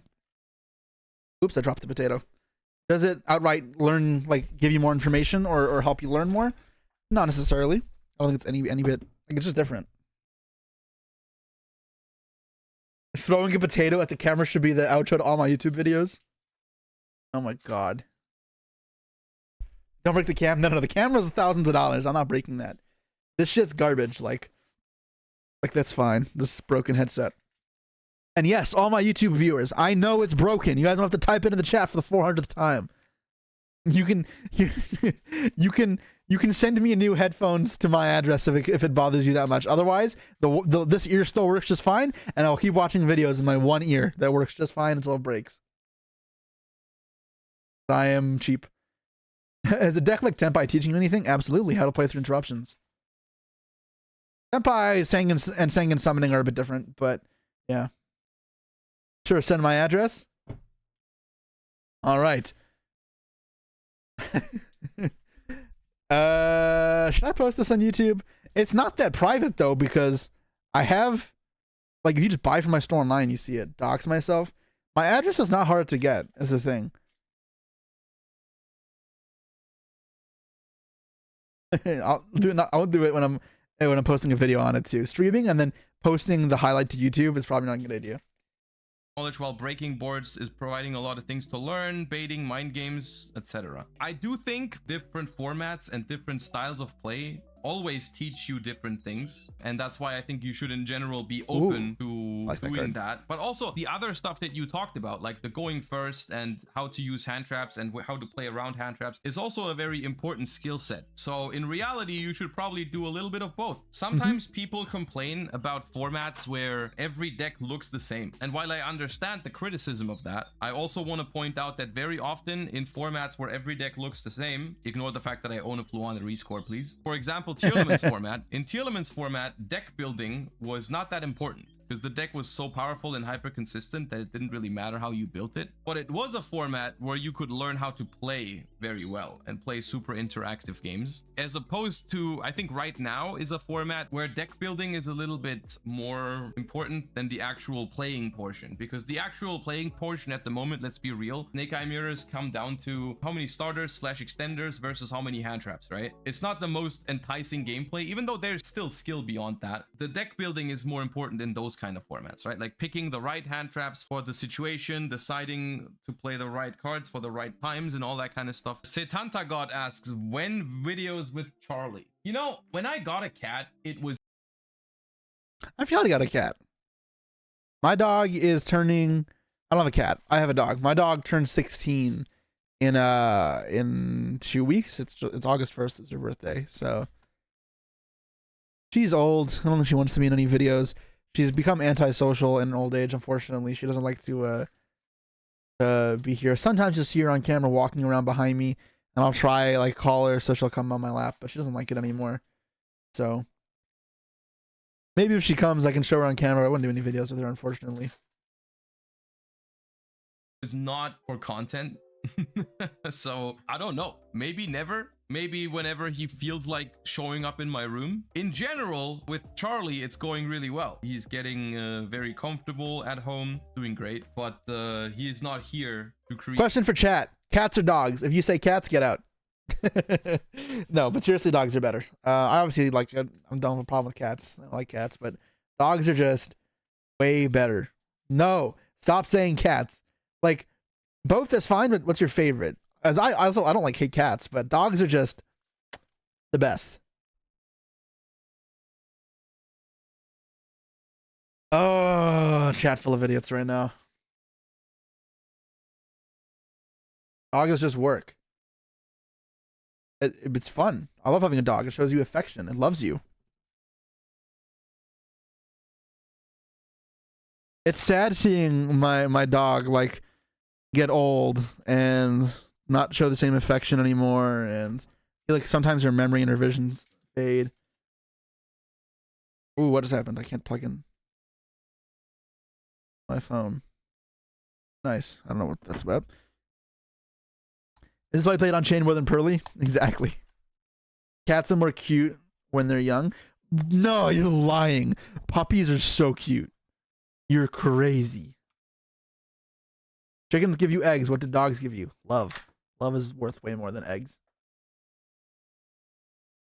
Yeah, if you can't get a dog because of responsibility, that's a very reasonable answer, but that's not a reason for them to be worse. Create content with, you know? Demi-Duelist asks, do you believe there are currently decks that are undiscovered but could be meta contenders? Usually looking back at retro formats like Edison, the meta is way different if the format has time to age. The short answer is yes, I do believe that there is... In some cases, yeah. Not always. And usually it's for formats that are shorter, where we had short breaks. Like I think if you went back to YCS Mini 2012, or 2022, good chance you find something. There's plenty of other ones as well. The format's long enough, like the ones we've been seeing, there's a good chance we've explored all the options. However, part of being humble and smart is knowing you could always be wrong, and there could be something underexplored. So it's always possible. Nesh, thank you for the raid. What's good, guys? Almost always stuff that is undiscovered / stuff that is underexplored in Yu-Gi-Oh! Simply because there's so many different decks, and even I experience this like constantly, that I think stuff has potential, but I simply don't have enough time to try everything. Maybe not so much stuff that is then the best deck of the format. I don't know how often that really happens, but like decks that could top or maybe even win a YCS if piloted well and have a good day. I think there are plenty of those that people simply don't really care about. I think that happens very frequently. Almageddon asks, why do you insist that Hugin is not a bird when in Nordish mythology Hugin is one of Odin's ravens? Simple answer, birds are always bad for Yu-Gi-Oh! And Hugin is great, so it's not a bird. Outplayed. Jesse caught. I heard my name, but what did I just listen to? It was okay. I won't answer that question because I don't even know how to answer that question. But in a way, Hugin is pretty bad for Yu-Gi-Oh! I may share his enthusiasm for Paleos, but not Runics. He can go enjoy that garbage deck. And Human Protecting Floodgates is so healthy for the game. Cotton has said before that his Skystriker deck was his magnum opus in terms of deck building. Are there any decks you've built that you would consider the same way? I don't know if Jesse does this all the time, but I think for that tournament he prepared completely on his own. This is something I don't usually do. Like a lot of the decks that I've played that I'm very proud of were decks that I did not I wasn't create completely myself. alone, but I was like the lead developer in the ideas. And like people I was working with were mostly like, be mean here, guinea pigs, and they'd help me test the ideas, but I was the one kind of driving the discussions. I wasn't alone though entirely, but I put a lot of effort into math testing, and I don't like that deck, so I have to try really hard to practice and get good at it. Yeah, I do like that. Or on my own. There's always input from other people, so I don't remember if there is a deck that I can take like all the credit for. Decks that come to mind basically are like my Paleo deck from 2017, but that is not a deck that I built on my own, right? There were people that helped, like my team at the time, Complexity Card Gaming and all that. There was a lot of people that had a lot of input on that deck, and like that deck is something that multiple people played at that tournament, right? And so it's not something that I take full credit for, even though I did build with them, right? Like I was part of that. The same is true for the Runic Sprite deck that I won Utrecht with. Back in the day, we did a lot of really good Dragon Ruler decks, but I don't think there's a deck that only I've built. Danish asks, has streaming content creation taken a toll or improved your mental health, and how so? Okay, that's a deep question. I think it's got pros and I don't think it matters to me. I don't make enough content to I don't stream enough for it to be a huge difference, I guess. Guinea pig equals Sam. No, Sam's not good enough to be my guinea pig. What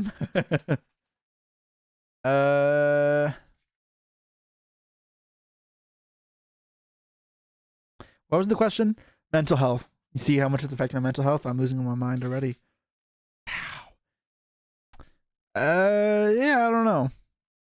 I really hated vending for like full time. It's just incredibly boring. This is more engaging. So not doing that is definitely like helpful. So I guess that's a positive. But it definitely does have downsides, and right now it's not like particularly earning me any money, so that's also annoying. But one day we'll get there, guys. One day we get there. Stopping for pizza? I don't like pizza. Gotcha. cons. I do think it's overall a positive. I'm doing well at the moment. There are certainly things about self-employment, mainly has something to do with like uncertainty and all that kind of stuff, like having to manage a lot of stuff yourself. That is very taxing. You don't have a stable income. It's like a lot about having to perform over and over and over, and relying on people watching and liking what you do is somewhat mentally taxing, but Yeah, obviously since it's working out, I'm not too worried about that anymore. So at the moment, I'm just like enjoying the ride, so to say. But when you have like a downward stretch, it can be kind of rough. Like, yeah. Does that mean I'm gonna be coaching now? Maybe one day. Streaming the Duels Cup is enough pain for a good month. Yeah, that's gonna be rough. For next weekend for the UWCQ, I'm going to be streaming that, and then when we're not playing that, we'll play the XYZ Cup. That'll be cool. I don't like pizza? No, I don't like pizza. Best food recommendation? Some curry. Whether it's Indian, Thai, Japanese, you're good. It'd be like a different type of curry, like a butter chicken. I don't know. All that type of stuff. That's like my favorites. Whitewoods has real potential. I don't know. He doesn't like pizza. Bro, I just said it was me.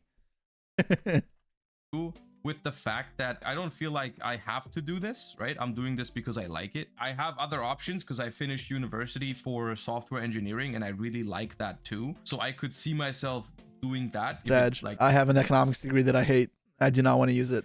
Like, really don't want to use it. So I don't know what I do besides going back to vending, which I also don't want to do. I mean, like, I'm vending still, but like vending more. doesn't work out anymore. So I don't feel like it's my only option, or I'm forced to do this, or I rely on this to get through life or whatever, right? I'm just doing it because I like it and it works. And if it doesn't work, I'll do software engineering and I'll probably also be happy with that. So kind of like the existence of a plan B makes the whole self-employment thingy a lot less scary for me. L Blitzcrank asks, how did you and your fiance meet? How many years has your relationship been? Love your work and thank you for all, world champion. I appreciate I can't help that. you with Thank this for one. the kind words.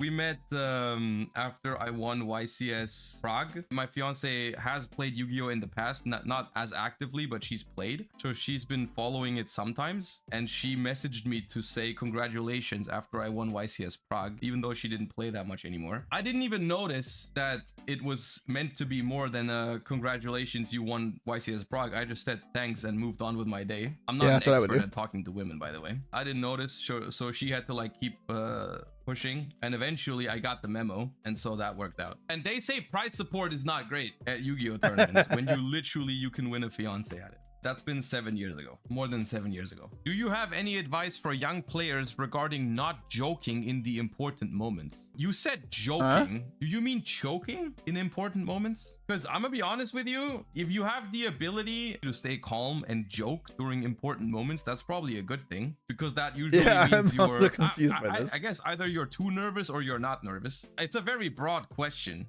of like how to not choke. The most important thing to know is that being nervous is not gonna go away. The unfortunate news, I suppose. I still am hella nervous when I play important matches or important games. I guess it's just more like you learn how to deal with it and how to play under pressure better over time. But it's not something that's gonna go away. How do you deal with the mental after 5 or 6 matches? I think the answer is the same. I think you get used to it because you just do it over and over. Acclimate. And you over keep and putting over yourself in the again. same Like, spot at this over and over point, again. like I always know there's more to come after. That's why I want to play more Duels Cups. That way I get better at it. And once I'm used to it, I can play for these long amount of times and not just want to die. Jester, thanks so much for the sub. Appreciate it. We're at 12 months now. Let's go. Appreciate it. People get really, really excited when they start 3-0 or something at a tournament, or 5-0 or 6-0 or 7-0 or 8-0. Ryan Reynolds' feet just followed you. All right. I don't say the people that follow me out loud typically ever, but that was that popped up on my screen, and that was interesting. All right. Interesting username choice, buddy. This is the sort of thing I don't get excited about that anymore, because no matter what score you have, basically it's the job's not done mentality. I guess currently the one moment for me that is still very hype is whenever I win the match that gets you into top cut guaranteed. It's a cool moment. I cherish that moment, but even that nice. Only lasts for like a couple minutes, and then I'm like, okay, job's not done, you know? And I guess that depends on your goals when you enter a tournament. And then the next one is winning the actual tournament itself.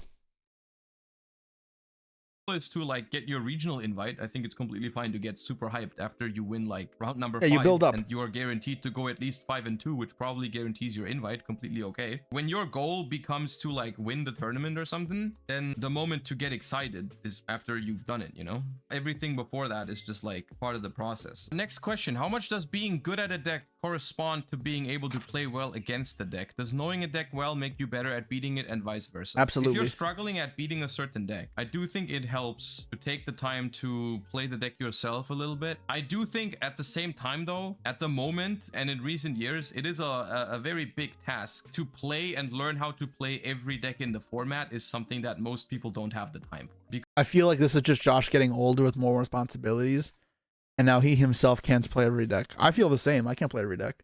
But yeah, of course it does. The biggest thing is you see from yourself the perspective of like what's screwing. You open your hands, you're like, oh, this card on this actually beats me here. And you may have not realized that before. So the choke points become a lot more apparent. Because there's just so many different decks that are viable. Realistically, if you want to prepare as best as you can. Did you plan to play stage 2 of the Exceed event since you said I want to play more events? I'm going to be streaming over the EU WCQ, which I think will be more fun anyways.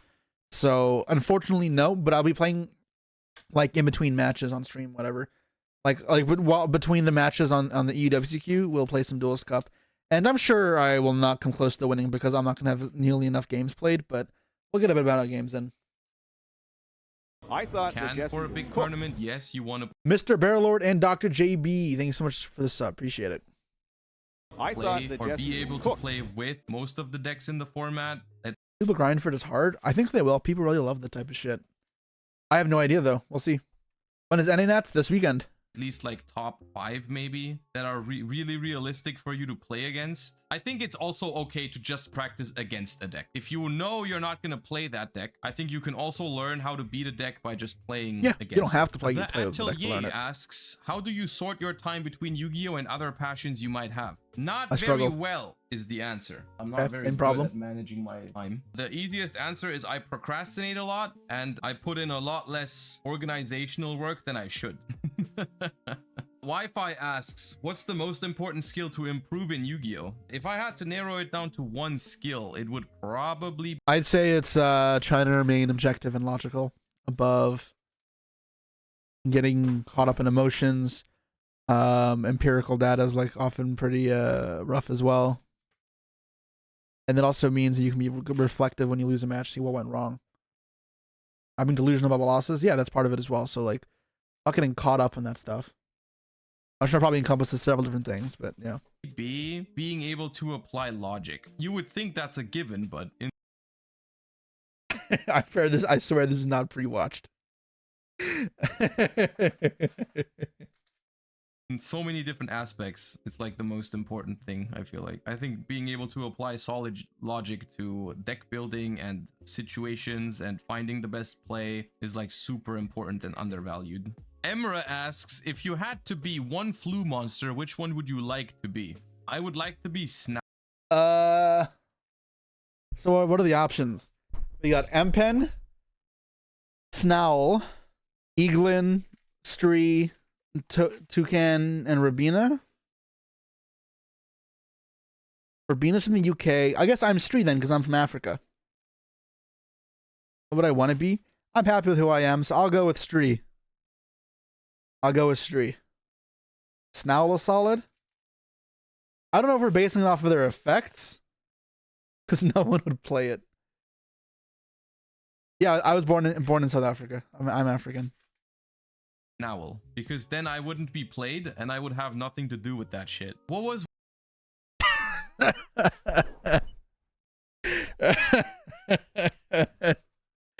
Oh god. one of your favorite moments in your TCG history, Yu-Gi-Oh or other games? I do think my favorite Yu-Gi-Oh memory is the Billy Break back-to-back YCS finals one. Obviously winning worlds with Emra and Quantal. I mean, there's a lot of good memories in 20 years. I think honorable mentions are also winning YCS Utrecht, because it was the first YCS I won while being a streamer, which was really cool. And then the other one was winning YCS Bologna with just a deck. So every time you won the YCS, right? Like, because then we've named every YCS win except his first, which also for sure means a lot to him. Which I get. Like, yeah, all those are big memories, but yeah. Mine. Yeah, all my wins, so all of them have a special place in my heart. Qualifying for Worlds pretty much every time is also pretty huge. Like Ryan winning the Duelist Cup back in December, we were so stressed out and so like we were partying pretty much when we like started and then he won. My first top was a big one. There's a lot of them. Yeah, I don't know. Doing well anytime is obviously going to be like a big one. That I played because I liked it. Kageru asks, in non-linear combo decks, for example runic or synergistic engine piles, do you lab out and mesmerize combo combinations of starters and how to play them optimally, or do you just freestyle? I don't, at least. I start learning by freestyling, if that's possible. For certain decks you can do that, for some decks you can't. You'll notice that relatively quickly when you start by doing that. Basically, if I want to look at a runic combo deck, right, I will look at like the basic idea of the... If I were a BA monster, which one would I be? Seer is my favorite. But Dante is also sick. Dante's the Traveler. Go through the underworld. Yeah, I'm just gonna go Dante. I'm the Traveler. I like exploring, seeing what there is. So yeah, call me Dante. Not Farfa? No, I don't want to be fucking Farfa. What is BA? Burning Abyss. the combo, right? The basic goal of like, okay, well, I have level 4 tuners here and I'm gonna summon a Hugin first, and then I want to make which level 6 synchro into how do I extend, you know? I'll try to understand the deck before I play it, and then I'll just run it. Freestyling feels so good until you misplay a step and screw everything up. See, the thing is though, this is part of learning, right? I know this feels bad. The best example is my locals experience with Melodious a couple days ago. I messed up a lot of stuff. In the moment, yes, that felt bad, but overall, I have a much better understanding for Melodious now than I had before, so it was still absolutely worth it. And I think being afraid of making mistakes in a card game usually just holds you back from making a lot of progress. I think it's faster even sometimes to just learn by playing. I don't know. Maybe it's just that I don't enjoy that form of learning that much. This literally carries over to like a lot of other aspects in my life. But the way I learn is not by sitting down and mesmerizing just words. You know, like I hated the stuff in school and in university where you just had to learn stuff by heart. Read something and repeat. Right? That was not something I enjoyed. And this is also why before I studied software engineering, I actually studied, what's it called? Economics? Because I came out of school, I didn't know what to do. It was like, I didn't know he did economics. That's interesting. I did not know he also did economics. It's pretty funny how Herman pretty much bullied both you into playing Melodious. Wait, are you telling me Herman cheated on me and he was trying to get Josh to play Melodious while he was messaging me? I'm heartbroken now. I feel backstabbed. I thought I was his special guinea pig. Didn't he say engineering?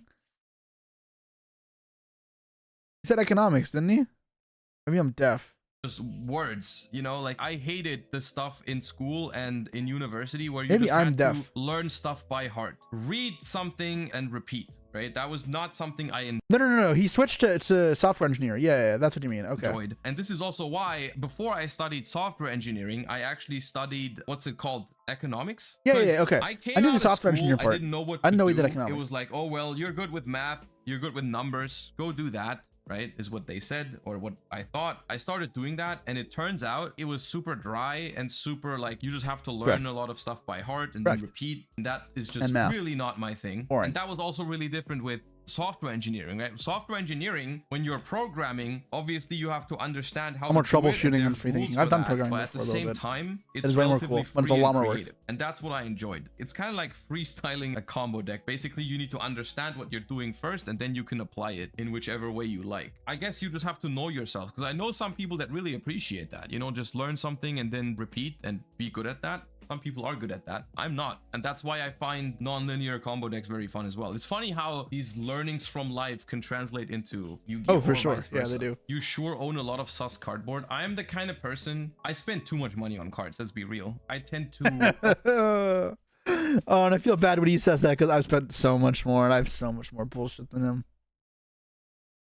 own a lot of stuff just because I might eventually want to play it, and instead of just buying it when I want to play it, I buy it beforehand just in case I want to play it at some point, which I don't know how much sense that makes, but yeah. Eric asks, where do you think the game is heading in 2 years? If you had asked me this I think nothing of it. I think it'll be in the same type of position. Keeps evolving ever so slowly, new decks, new whatever. I think it's nothing new. question 2 years ago, I probably would have said the exact same thing. I think it's just going to keep doing what it does. I don't feel like Yu-Gi-Oh! As a game or as a community, since I started streaming, I don't think it's changed that much. We get new cards, we talk about how we play with those new cards, we play those new cards, and rinse and repeat. From a game perspective, I'm hoping that the trend of banning some floodgates and some ubiquitous extra deck monsters continues. Appaloosa is the next big one that I'm hoping. The new Master Rule eventually. There's always suggestions of quote-unquote fixing Yu-Gi-Oh! With a new rule. I personally don't know if it's the right approach, because last time they did that, it kind of backfired, right? Everyone is always suggesting new rule changes, but then when they did Master Rule, what was it, 4? A lot of people hated that, and the they second reverted link that, rule. basically. That was bad. I don't think Yu-Gi-Oh! Needs a rule change. I think Yu-Gi-Oh! Needs just better ban lists and sometimes more careful card design, and I think we'd be in a good spot. How do you test decks? I look at a lot of decks in theory, mainly on I'm the stream, same. right? It's weird. I don't like to sit down and duel crazy amounts because I feel like the amount of knowledge I can get in per like time spent is rather inefficient. So it's a lot of figuring out scenarios in my head and say versus standard board or a standard suite of hand traps or a standard starter extender. How does my board line up? And sometimes it'll be wrong in theory, but most of the time it's just going through the scenarios in my head. I'm like, I didn't actually watch Queen's Gambit. I'm seeing the Yu-Gi-Oh cards on the ceilings. Like, if this does that, then this does that, then this does that. But like, I have done that before, where my dad got like confused. I spaced out at dinner on Friday. Went out for dinner as a family. And I spaced out. I was moving my thumbs and my fingers around. And my dad's like, "What are you doing?" I'm like, "Oh, oops." And I was going through Snake Eye combos in my head. Yep. Just get completely lost in thought. Is usually how I start learning about new decks. Is we look at like certain combos or certain deck lists on stream together, and this really helps me stay in touch with the game. This is like the biggest benefit of being able to do this as my day job. And then whenever I want to take a deck more seriously, I just like play it myself. Maybe I look at some combos beforehand, but usually I just try to freestyle it and see if I like it, see if it feels good, and then if it does, I'll look at it in more detail, maybe see how I can optimize the lines. Kind of how I played Melodious at locals a couple days ago. I thought the deck felt strong, and so yesterday we looked at some lines on stream. Herman was in the chat and told me about some of the better ways to play the combo, because I haven't been doing the optimal combos, because I don't think that's necessary for learning how a deck works in the beginning, right? Like, I don't think you need to be focusing too much on playing it perfectly. I didn't care about winning the locals I went to or playing perfectly in every single game. That was not my goal. My goal was to see what the Melodious deck does, right? And I did do that. And that's usually how I approach new decks. Sandu GG asks, what goes into prepping for a tournament, and do you have any advice for somebody that's only The same way I would for testing anything. I don't know. Like, how do I prep for a tournament? Well, it's theorying out decks for matchups. I have to be prepared for this, is for me, and especially if you want to win. If people know what I'm playing when it's on top kit, know what hand traps to expect, what on engine to expect, what my combos are, does that affect my ability to keep going forward in the tournament? That's another thing that like you have to keep in mind. But otherwise, it's just dueling, making sure my deck is as good as it can be, making sure I'm as practiced with it as I can be. That's it. Synchro on the left. This is the Minerva Synchro, Minerva Lights one, the new one. ever gone to small locals who wants to try competing at larger tournaments. In reality, I think the only thing you should be changing is your mindset. When I go to locals, for example, I tend to play more experimental stuff because I want to try it. The bigger it gets, usually the more seriously I take it. And what I also really like to do is I like to use the next smaller version of a tournament as like a testing ground. For example, I really like to go to regionals in the times before there's a YCS. So in your case, if you're like going to a regional next, yeah, so if you really want to force yourself to get some more practice, that's a good thing to do, because I've done that with before the UUDS in February that I won. I went to Chicago Regional because I knew those were big. It was like 500 players. It was bigger than anything that I expected, but it was good practice. That's why I went. That was more actual practice and not just like theoretical stuff like he's talking about. He was talking about experimenting way more, but it is important. So yeah, I mean that's just the standard thing with practicing. Let's get MBT. Happy you had a good stream. This is not normal for me to stream on Tuesdays, but I didn't get to stream yesterday, so today and tomorrow we get streams. or whatever, I think You plan on going to YCS in Nigeria? I think you mean to say Niagara. it's really good to just go to locals and test your deck at locals for the regional without putting Weird question since I've already qualified, but are you going to the WCQ? Yes. I probably would have gone anyways, but Konami also pays for my flight because I won a YCS this season. I know it seems so long ago, but I won YCS Vancouver, which was in this season, so yeah. What was the question, Jester? You said you're going to YCS Nigeria and you're playing Glads. Should you keep playing all Glads or add something Tri Brigade? Truthfully, I haven't played Gladiator Beast since like the old old Glad Beast deck, so I have no clue. Thank you. Will you be there, MBT? Or are you still not following your competitive aspirations? With African WCQ. You understand that South Africa and Nigeria are different countries and on like the opposite sides of the continent, right? Like I shouldn't have to explain that.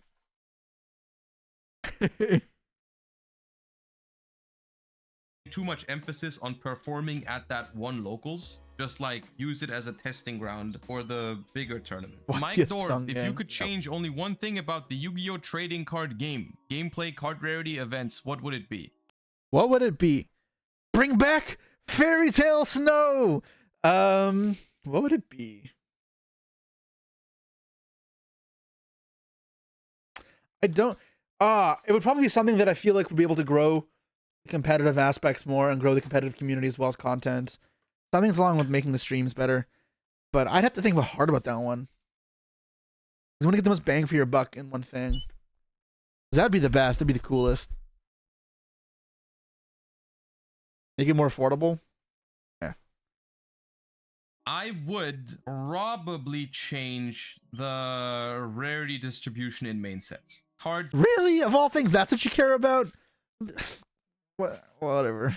be available in multiple rarities to make it A, more affordable, and B, just have cards available in different That's rarities. fine, but I want a game to grow. I don't think that'll make a difference. So you can pick the one you like. Itzia Roy asks, when you... You and Josh have different styles, but how different are your styles really? If you've watched, so go back and watch this, I guess the VOD or whatever, but there were a lot of questions we answered like the exact same. So it's not that different. We have some differences. We're not the same person, but it's not entirely different either. We have different preferences for cards we enjoy. The biggest one that I find confusing is why he likes Runic so much. That's one I've just never. I just want 2 YCS with it, I guess, but I've never had that affinity for Runic. A lot of the other decks he likes, I also like. So it's just Runics, I think. He likes not having a battle phase, I guess. You decided to aim to become a professional player, how did you get past the plateau in improvement and stay motivated to improve more? I think the Staying motivated can be hard.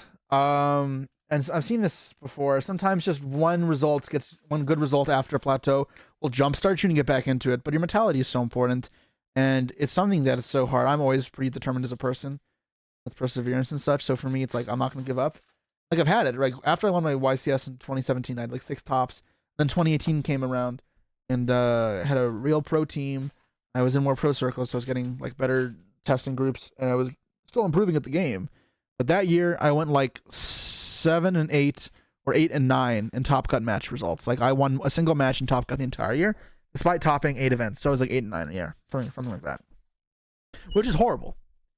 I'd pretty much top and then immediately lose every single time, so I wasn't going far, and I felt like I was hitting a plateau, and I just couldn't really expand upon that. And I was struggling to kind of get over that. And then I built a deck that I thought was just a ton of fun at locals. This Danger Thunder deck that looked really cool. And I'm like, oh, cool. Then I needed some Worlds points, so I went to a regional in Kentucky. And was it Kentucky? May have been. I think it was Kentucky. I think it was Louisville. And I played that deck because it was fun. I just need to get some points. I didn't need to get that many. And I did really well at the regional. Like, wow, okay. And then I went to Chicago the next day for another regional because we were close together. And I did really well on that as well. And I'm like, shit, this deck might be broken. So I made a couple last minute changes. This deck that I thought was just fun actually turned out to be like really good. Went to Sydney, and it's the tournament I feel like I should have won better than anything else. But I got second, going 14-0 until the finals. I had that like spark reignited like fully, and I tried super hard, and then like picking up from there. But there have been times where I've gone stuck in a rut, and you have to get out of it. Even right now, it's been kind of dry for me. Right, I haven't really done well in a while. So you just gotta keep at it, and eventually things will change. If you have the mentality of keep trying to improve and be logical. Is this the same year where you destroyed that kid alive? That 2018 was the year I destroyed that kid live. That YCS I got 33rd at going next 2. That was awful.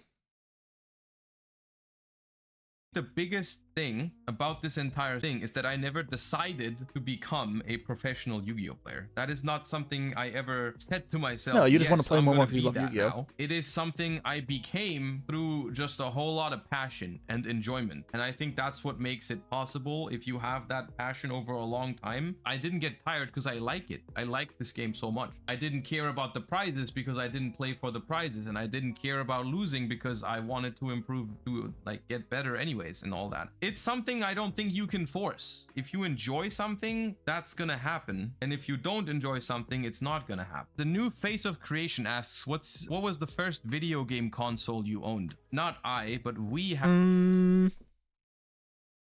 I want to say PlayStation 2. And again, yeah, it's not gonna be myself because obviously I was a child. My family, we had, I don't remember, it's either PlayStation 2, a Game Boy. Not a Game Boy. Oh, it could be a Game Boy or a GameCube. had all three of those at some point when I was very young. I know I got Fire Red as a child, and I was really bad at it because I was really young. I didn't really understand how it worked, but I eventually got into Pokemon because of that. I remember PS2 I played Star Wars Battlefront a lot, and I was very young. My dad played with me, and my mom was not happy. He played shooters with us when we were like 4 or 5. But we played that. I remember playing Duels for the Roses. And then GameCube, we had Mario Party 4. We had Melee. We had Mario Baseball, Mario Sunshine.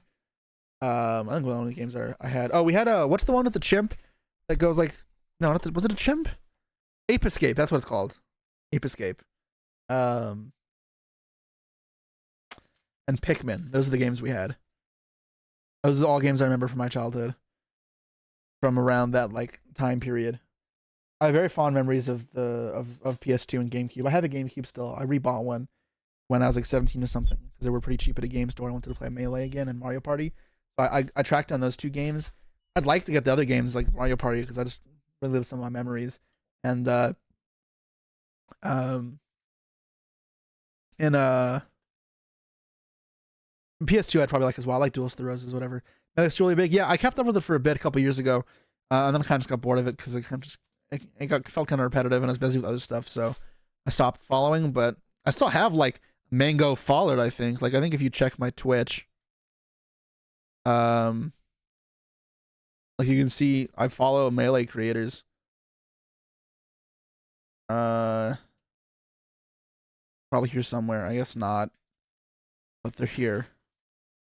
You see like Hearthstone creators.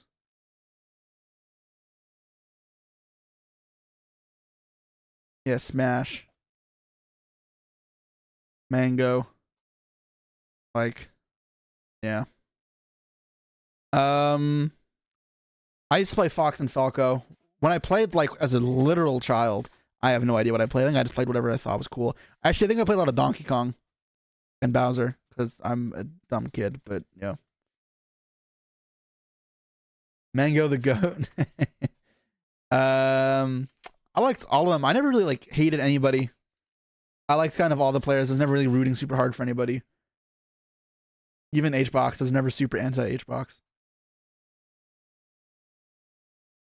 DK is starting to be a good character.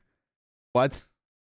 All right. I don't want to get dragged back into that. Let's proceed to this before we talk about Melee for an hour because I know we can talk about Melee forever. Had a Game Boy Color. Mine was a Game Boy Advance. He's like 5 or 6 years older than me though, so that makes sense.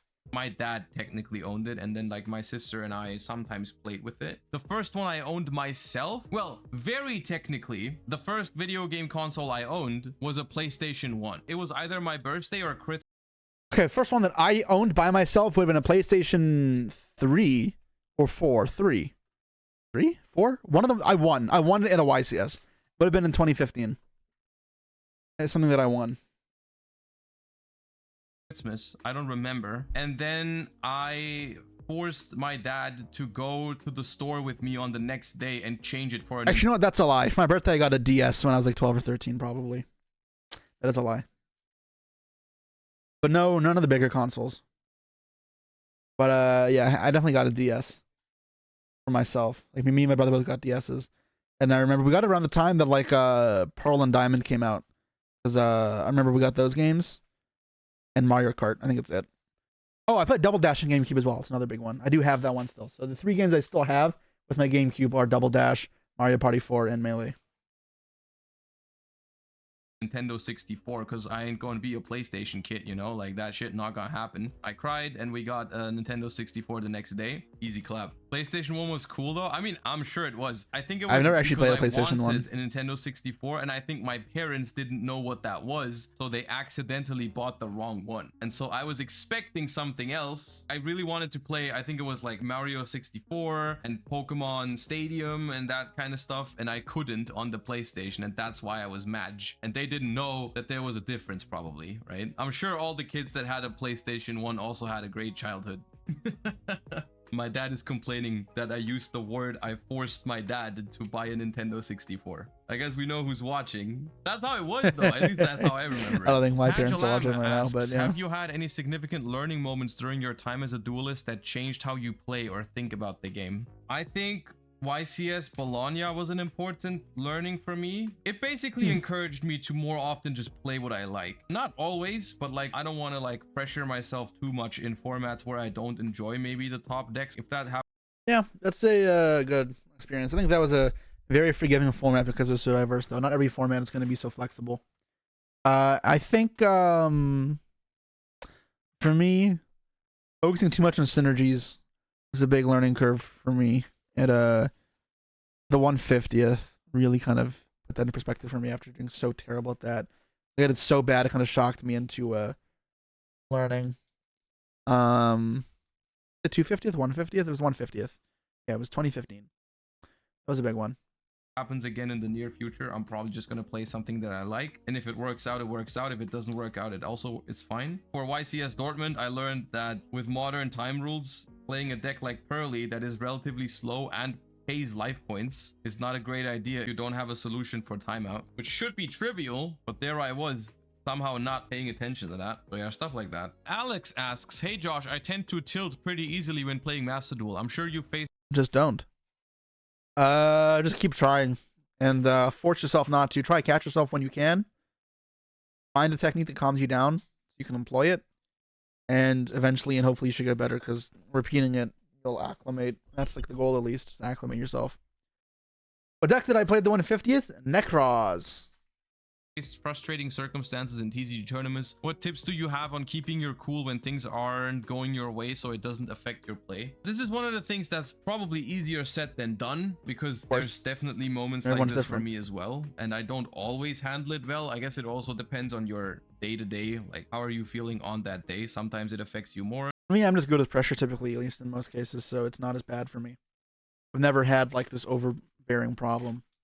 Sometimes it affects you less. I think what I've learned over the long term, it's a very rational take, and I know in those situations it's probably hard to think that way, but tilting really hurts your chances of doing well in a tournament, right? Like if you lose round 5 or something in a really frustrating way, tilting at that point is just really bad for you in the long run, right? And that is something I just don't want a situation like that to negatively impact my entire tournament run, right? And so I try to avoid it. For the sake of doing well in the tournament, you have to like try to handle it better, I guess. Just don't. Yeah, just don't tilt. Exactly, just don't. That was a lot of fun. I hope you enjoyed the stream. It was definitely... All right, y'all remember the drill. We are going to like and subscribe to Josh for all the content we have taken. This really was not what I expected to get out of the video, but it was fun. And we got to leech his Q&A and make it our own Q&A, as well as listening to some other stories. So, yeah, that was cool. All right. Lampy is rating the party 38. What's good? Unfortunately, I was about to say this is probably going to be it for me. I did say it was going to be a short stream. I do have a lot of other stuff that I need to do before I leave for the WCQ this weekend.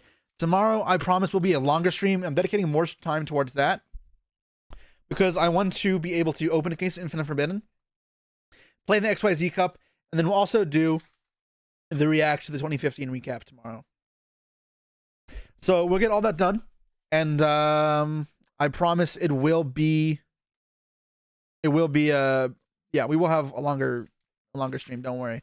Though I know we have been starved for content lately. Anyways, guys, thank you all, and I'll see you all tomorrow. Put on some Spotify, send you guys out. How about Donald Fagan? Sure.